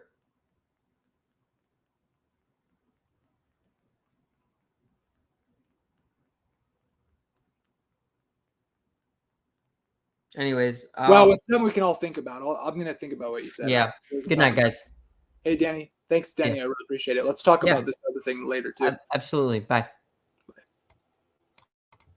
What's up? You're a free will guy. You don't even know it yet. No, I'm just teasing. That's interesting. I mean, these are like, for me, these are just intuition things. I mean, I don't, I have no necessarily any real argument. I just can't come up with a reason to think that if everything being the same, why wouldn't it be the same? I feel like that's a problem for my idea of libertarian free will. But I feel like what you're describing is exactly the kind of intuition I would need to not have a problem with my free will. So that's what's kind of interesting to me about it. Well, and I guess part of it is almost just that, like, I just don't think that things can be perfectly replicated unless by a perfect replicator, which would, I think, assume a divine determinism. But so, like, now if I was assuming there was no exhaustive divine determinism, it just seemed to me like if there is two of a thing instead of one of a thing, then the two must be different. It seems intuitive to me personally. I guess I couldn't explain it beyond that. Okay, I see. Okay. Let me ask you this though. The thing I think you might not be thinking about right on that is like, so in the hypothetical, like I agree with you that without God, like the only way you would have exactly the same thing, like circumstantially, like environment, like I mean like to where literally every possible conceivable pressure that you're putting on that growing organism, I don't think you could ever have it identically the same with two different things. When every conceivable like force on their body at this exact same Planck moment of time, right? All that exact same down to the the smallest particle DNA thing. They start with identical matches and then they grow in the same environment. Everything being identical. That's definitely impossible, I would say. But then I'm saying, suppose you could do that and there was no God, you still think they'd be different? Suppose you could do the exact same pressures, all things being equal, especially without any God involved in reality. You still think they'd be different? That's your intuition, isn't that right? Yeah, it almost seems to me like, and I could almost illustrate by way of like a Futurama episode in that. There's an episode of the show Futurama where they're the Harlem Globetrotters, which are an alien race that are spoofing the Harlem Globetrotters team from real life, come down to challenge Earth at basketball, and in a further spoof of Space Jam, the professor gets a whole bunch of players to get he creates superhuman players, basically these like superhuman. Yeah, like a shot, right? I think I've seen that one. Yeah. And there's this like paradox. And they also play with this in one of their 4 movies, they're all direct to DVD 4-part episode movies. So they're not really technically movies, but regardless, they postulate in these episodes this sort of this just rule. It's just a rule that that paradoxes will be canceled out, right? And somehow, some way. And one of the ways that takes place is if you have like a duplicate of a single person, one of those persons, specifically the duplicate person, will die, right? And now, of course, the analogy breaks down at that point. But my intuition tends to be, weirdly enough, the same as Matt Groening's and the writers of Futurama there, in that, like, I almost feel like the existence of two exactly identical things is as illogical as a four-sided triangle. It just, like, it doesn't even make sense to me. You know what I mean? Because so, by definition, they're two separate things, right? Exactly. Like, the very fact that there's two of them means that they must be different. And I don't know. I guess I can't explain it as greater than an intuition, to be honest with you. And so that may be a flaw in my part. I could even just be wrong about it, and that could be a. Well, I agree with you. I agree. That's what I was trying to tell Danny too. I agree with that. Like, obviously, they're different because they occupy two different places in space time. But the question for me is, like, if you could put them in two identical environments, even like where outside pressure, cosmic rays, radiation, and timing and pressures, and that they can even detect even on a cellular level or whatever, atomic level, if you could make environments that exact equal with the same starting exact same DNA and nutrients, the whole show boat, right? Now I'm wondering why there would be any reason to think they wouldn't move and say the exact same things. Now, obviously, once you have two clones or something in an external environment, like in the same room, that's kind of obviously clearly that they would be two different people, no doubt. But yeah, I don't think I can see a reason to think, hey, all things being equal as far as external pressures and genetic everything to the T, why they wouldn't have the same life experience and reaction to the stimulus and all that. But that's what you're saying for sure, right? You're saying no, they would move differently, talk differently, all things being exactly equal. That's weird. You're weird. Is that right? Did I get it right? I mean, yeah, no, it is, and it is, and you know, again, it is something, like I said, it's more, you know, I guess intuitive than intellectual per se. Although, like I said, there are other examples, you know, and it is a shame that instead of an actual philosopher, I had to reference an episode of a television show, but it happens to be a television show that's on right now, so that's why it came to me. I love that show.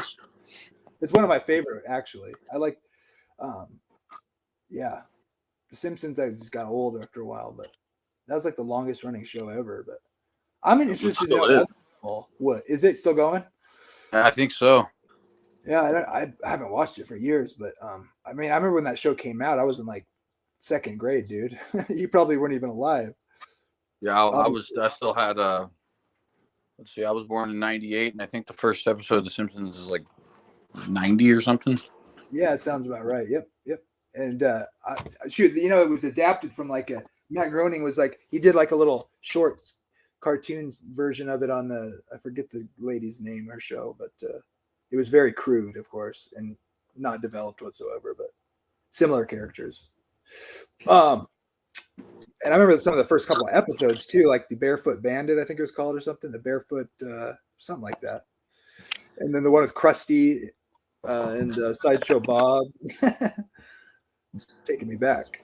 I'm curious to know if other people have that same, how many other people have that, tend to have the same intuition.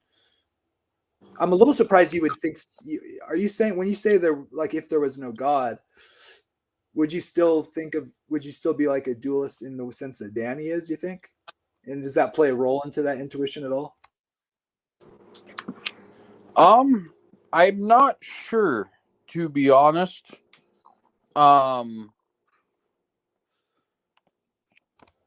Seems like you'd want to deposit the other substance that's not physical that's able to respond differently to the same stimuli, maybe, or something. I don't know.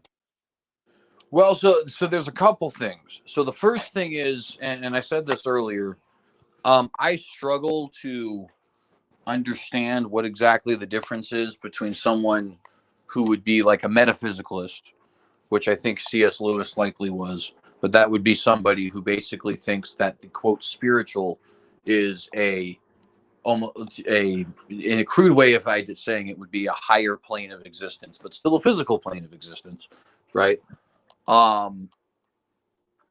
That versus somebody who would actually be considered substance dualist, as far as like the practical applications of things, I don't really know what much of the difference would be there. I can actually illustrate this by virtue of another television show, this time Avatar, The Last Airbender, right? So Aang does this thing where he meditates and he goes into his little spirit world, right?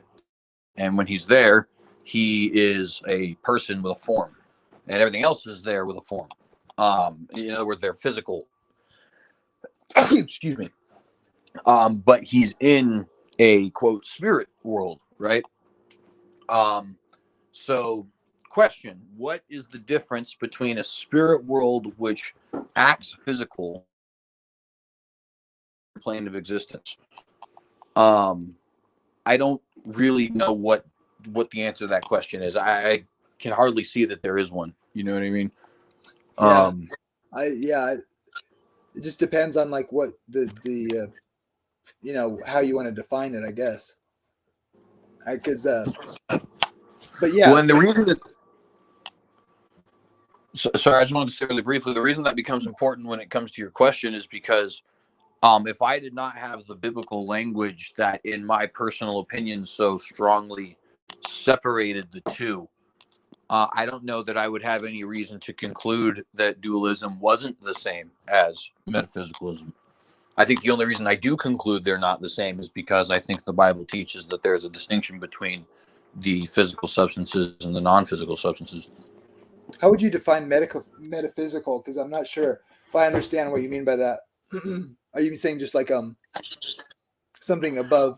So to say that you were a metaphysicalist, I actually talked with Chris Date about this on one of my 3 shows. I can't remember which one it is, but well, at this point he's been on like 6 times. But one of the 3 where we talked physicalism, where we talked about the idea that angels and spiritual beings existed on a physical plane, with physical forms, and essentially doing all the different physical things that we would do, perhaps some exceptions. I see. But not our plane of existence per se, right? Okay, yeah. And so it's metaphysical. It's still physical, but it's from without us, right? Greater than us. It exudes the same properties as the physical plane, but it's like another above realm, right? Higher. Exactly. Okay, I follow. And you're not sure what the difference would be, because you're saying like that's if you. So essentially, you're saying like to Chris, you're saying, look, if you believe that realm exists, in what way are you not a physicalist, or a dualist? Basically, is that kind of the idea?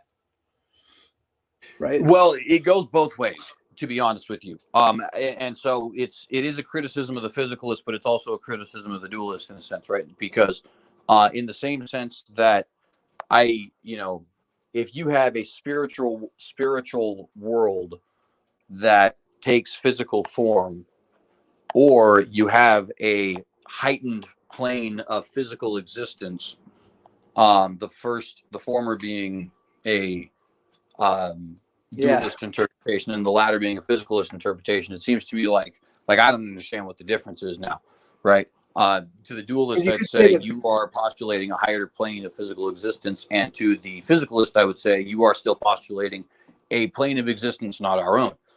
Right, which is dual, but you could just look at it like, well, maybe our plane is just a reduced version of the one type of substance existence, or whatever existence, the substance of existence. We could just be limited, or like, which in a sense is dualistic, but it could just be like a restricted lower version, right? In a sense, yeah. And so now I ask myself the question, okay, how would I feel this way? How would I feel, about this if I were not a believer? And my point is saying that because of what I just explained, right, as far as my difficulty in understanding what distinguishes metaphysicalism from dualism, if I did not believe in the Bible, which I believe makes a clear distinction between the physical and the non-physical, I don't think I'd have any reason to conclude that there even was a difference between dualism and metaphysicalism. And only, in other words, the only reason I think I do conclude that there is a difference between metaphysicalism and dualism is because I think the Bible makes a distinction. And if I didn't believe that, I don't think I actually would believe there was a distinction. And I might even think it was a completely useless dispute, if I'm being honest. Yeah, I think in a lot of senses it is a useless dispute. The only reason I make a just think about what I think it matters that theologically, I would say because it affects other understandings of Scripture, which I think can be less parsimonious as a whole or whatever, consistent or something. And it's interesting because I think I don't know if this relates exactly to what you mean, but people always ask me that, of like, why do you care about this or whatever and stuff, and in one sense I don't, in another sense I do. So it just depends. Like, I mean, do I think it's often more? I think it's often a distinction worth making because of an understanding of death. So it's like you could say it's I know this isn't exactly I'm talking on what you're saying, but essentially it does relate, I guess, because if it affects how you understand the Bible, and there's a part of me that also thinks that when people, like I was talking to Donnie about this, right? And we argue all the time, but we get along, right? So I say, like, but sometimes we get kind of irritated because we're just like sick of not making any progress with each other or whatever you could say or something on this issue. But that's the only one I really ever bug him about. And he says, I just think that what was I going to say? That if you make death, so obscure and not, consistent throughout Scripture, it seems to me that the possibility that could be detrimental to like how willing, like it's like you're either not paying attention to how consistent or inconsistent the way you're defining it is because you just think of it a certain way, right? Which we all are probably going to struggle with. I know it's harder to see your own bias or whatever, but like, and I do think I have that, and I know, and I know that I don't see it, but I feel like if you're willing to be that inconsistent with words like that, it's like it seems like that could potentially open the door to like, thinking that things aren't as clear as they really are about what the Bible's saying, like, and what do you know? There's like a million different beliefs everybody has, right? And I know that's kind of a selfish way to like look at it. It's probably like a dumb like thing to think about, but I can't help but to wonder, like, I hope someone would point out to me if that were the case. And I'm sure it probably is, unfortunately, but it just seems like in other words, you're making it so loose that like, is that making it like other things seem not clear that are maybe clear because it seems like things are ambiguous? In other words, does that make sense? I'm really horrible especially at this point, this late, but no, I mean, I think it does. I think, part of the reason why me and you are in agreement on conditional immortality, for example, I think is precisely because of that.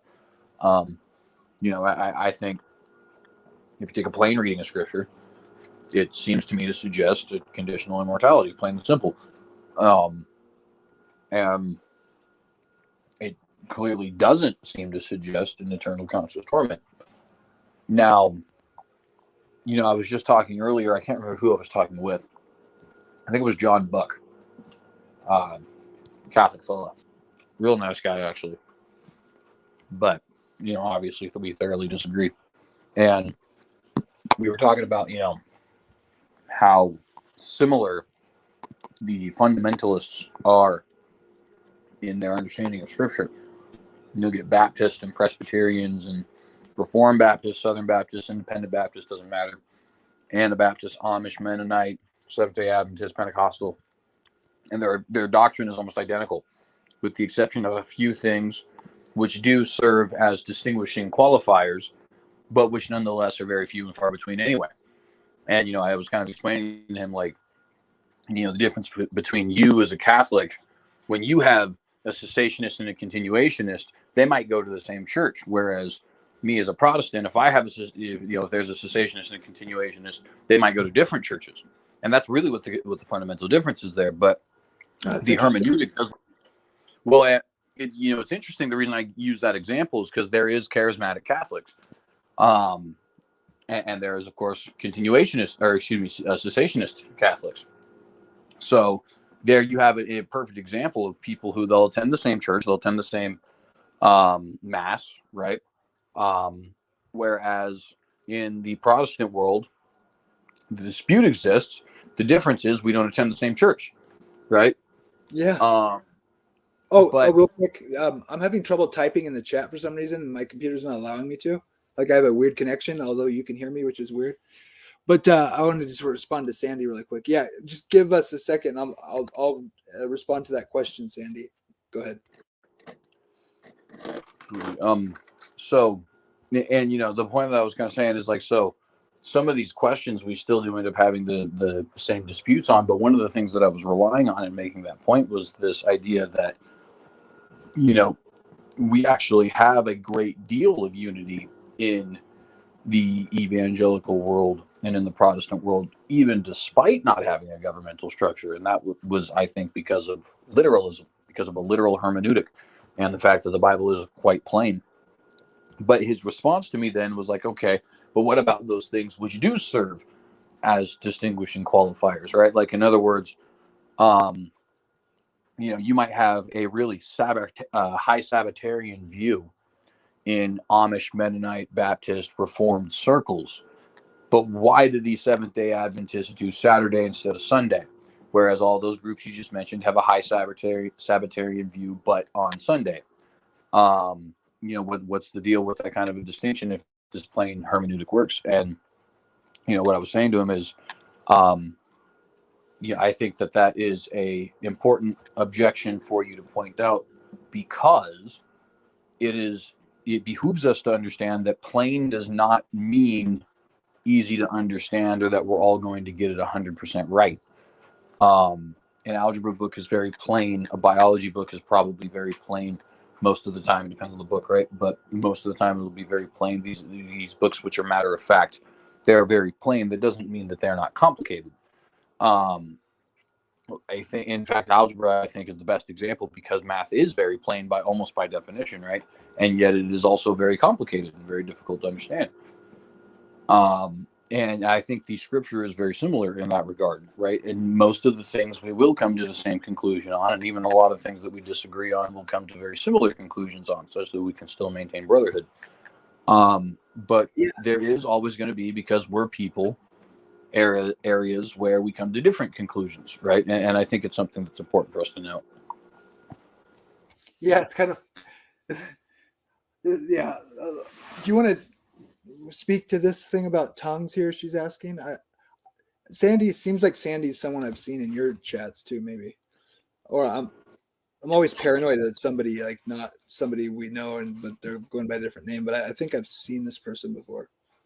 Yeah, Sandy's a one who frequents both my channel and Standings, actually. I'll be brief. I personally believe in speaking in tongues. I've never done it personally, but I absolutely believe the scripture teaches it happens. My understanding of tongues, though, is that it is the miracle of tongues is that one speaks in a language which they do not know. Not necessarily that it is a divine language, although I wouldn't deny that per se. But nonetheless, I absolutely do believe in speaking in tongues. Yeah, I take a similar view. I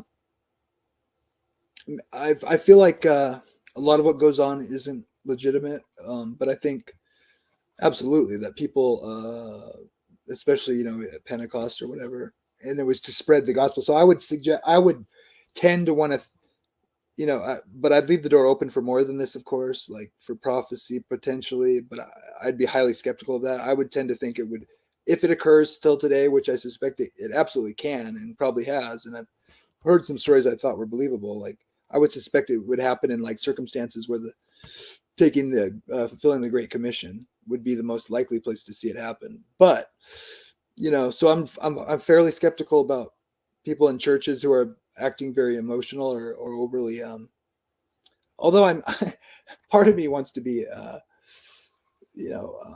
not just outright dismiss somebody's experience or whatever, but at the same time, I think we got to be careful too. So, and we see the similar phenomenon in some churches that are going on in non-Christian circumstances that can be described in the same, under the same circumstances for other reasons besides supernatural interventions. And I've met people that used to speak in tongues in certain circumstances, and then they come out and then they essentially are like saying that they're still Christians, but they're saying like it was kind of like being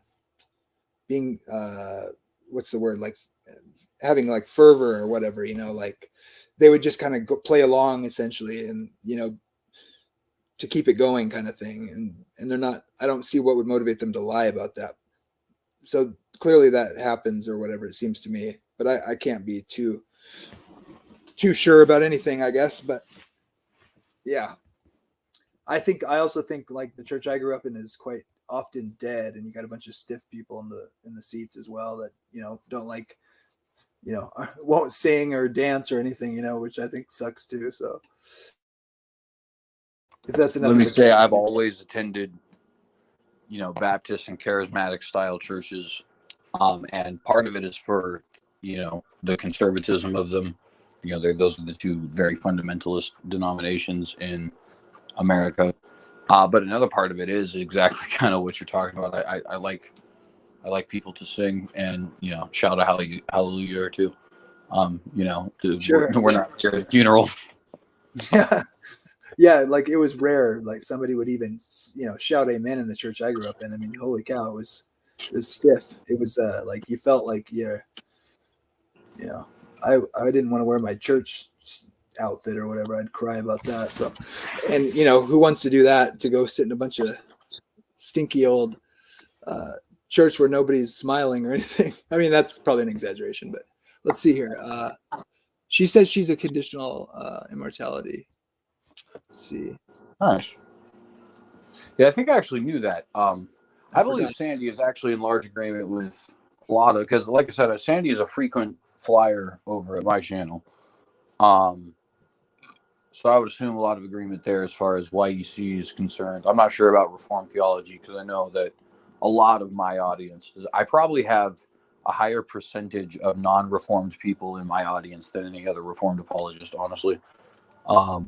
Which is fine. I'm not complaining about that, but it is just very interesting that my audience is just very, very much not Reformed. Kelvy just, I see Kelvy and I watch Soteriology 101 every now and again, and I see Kelvy in there all the time, almost every time I'm in there. So because he comes up on my live stream. The thing about that though, and I mean this absolutely like 1,000%, I absolutely adore Kelvy. And the fact that he's willing to like get in there and duke it out and take some punches to the mouth and dish them back out and punch you right in the mouth as well. And I'm saying this obviously metaphorically, and then get back in and do it again and call you brother is like I got mad respect for Kelvy in ways that I don't have respect for a lot of people. Not everybody, of course. Like I obviously have a lot of respect for you as well. Brother Nicholas is another example, but like, yeah, Kelvy's my dude. Yeah, I like that too. I like it when you can get serious about something and then but not have it like hold a grudge. That's how men should be, I guess. Yeah, for sure. And especially like a respectful way, right? You can't be a absolute prick about it. Well, especially if you're a man who's interested in truth, right? Because like the fact of the matter is we're going to get in heated disputes. And I remember there was this buddy of mine, his name is Nikolai, and he may even actually be on YouTube at some point in his life because he really wanted to do political commentary and religious commentary. Unfortunately, he is a atheist, so he would be on the opposing side there. Relatively libertarian as far as his political views, but I digress there. Nikolai is one of my best friends as far as my personal life is concerned, right? As far as like getting along with and having long conversations and all these other kinds of stuff. And one of the things that was like a distinguishing factor of mine and Nikolai's relationship was the fact that we would get in arguments for hours and hours and hours on end on subjects of religion, right? And they would be passionate and heated and sometimes even insulting, because unfortunately every now and then people do lose their temper, and every day would end and the sun comes back up and we would be back there at it again, having conversations and, you know, doing whatever else that we're doing. And to me, that was like foundational in a sense, because it was sort of just established this understanding of like, number one, you're never going to get closer in truth than when you're actually willing to like duke it out with people who are also getting close to truth, or at least trying. But also number two, all of this like can be left in the ring, so to speak, right? And we can leave the ring and go out and have you know, coffee and tea or whatever you want, you know. Yeah. Get a croissant. Is that a determined choice? Well, you know, Can I really have either coffee or tea? Dirt. Well, if Sorry. you want to get technical, coffee is an herbal tea. So I stand corrected. No, what's the best place to go skiing around here? Like snow skiing, I mean. Well, so you're a little bit farther north than me, so Right. You might want to check out Coeur d'Alene. That's a super cool place. Oh, there's skiing near there, real close to there? Oh, I'm yeah, really for close sure. to Coeur d'Alene. I'm like an Yeah. hour away, so. If you wanted to take a little bit more of a trip, there's Bogus Basin and Cascade, but those are both much near where I am, which is probably a full day's trip for you. Yeah, I think it's like I checked to see how far Boise was, and it's crazy. It's further to get to Boise from where I am in Idaho than it is to get back to Seattle. I think it's like because of the roads there's no straight highway right down through Idaho. It looked like to me. So you got to kind of go around. It looked like or something. Maybe I'm wrong about that, but on Well, Google this is Maps, also like just a giant state. You know what I mean? Like this state is as long north to south as Oregon and Washington on top of each other, literally. Yeah, I keep forgetting that too. So it's weird because I'm like 10 minutes from Canada, dude, and like also 10 or 15 minutes from Montana. So and like the time zone is like when I worked this summer, and when I first got here, I worked in like 15 minutes away, and the time zone changes an hour because it was in Montana. And it's not far to Washington either. I'm not sure how quickly you could get to Washington from up north here, but like I always go down to I-90. So, and last time I went from I had to go back to Seattle, and I came back at like 2 a.m. I think I was like 2 or 3, after driving, and I literally, it was when my ex-girlfriend's mom died, and let's see, I left early in the morning from Idaho and drove straight there, and I just hung out for like a couple hours or something, and then drove right back. So we're talking like, I'm on like my 13th or 14th hour or whatever in one day and driving, and it was early in the morning, get just about like I got to Spokane or whatever, and I overshot. So you have to change highways, right? Like when you get to Idaho, and I missed that somehow, and I just kept going on I-90 into Idaho, and it was dark, and I'd only been like come into town once, before, and I wasn't by myself then either. And I think I ended up like, I want to say like 70 miles into Montana, and there is like, oh man, because it was really similar to like the north end of the Idaho drive. So I'm thinking like I'm almost there, and I realized like there's like not a lot of towns out there. Anyways, it was horrible. I got lost forever. Anyway. Yeah, I definitely feel that. Well, man. Yeah, I was about to say, I think I do have to probably hop off just because it's getting late and you got to do all the. Tomorrow's actually, Christmas Eve, right? So, and let me tell you, one of the coolest things about being married is, if you do it right, you can get yourself 2 holidays for the price of 1 every holiday. Yeah, that's right. No, I'm just joshing, but nonetheless, it is going to be nice. But yeah, I'm gonna go ahead and hop off here. All right, man. Thanks for coming. Great conversation. Absolutely. Yeah, God bless. Yeah, God bless.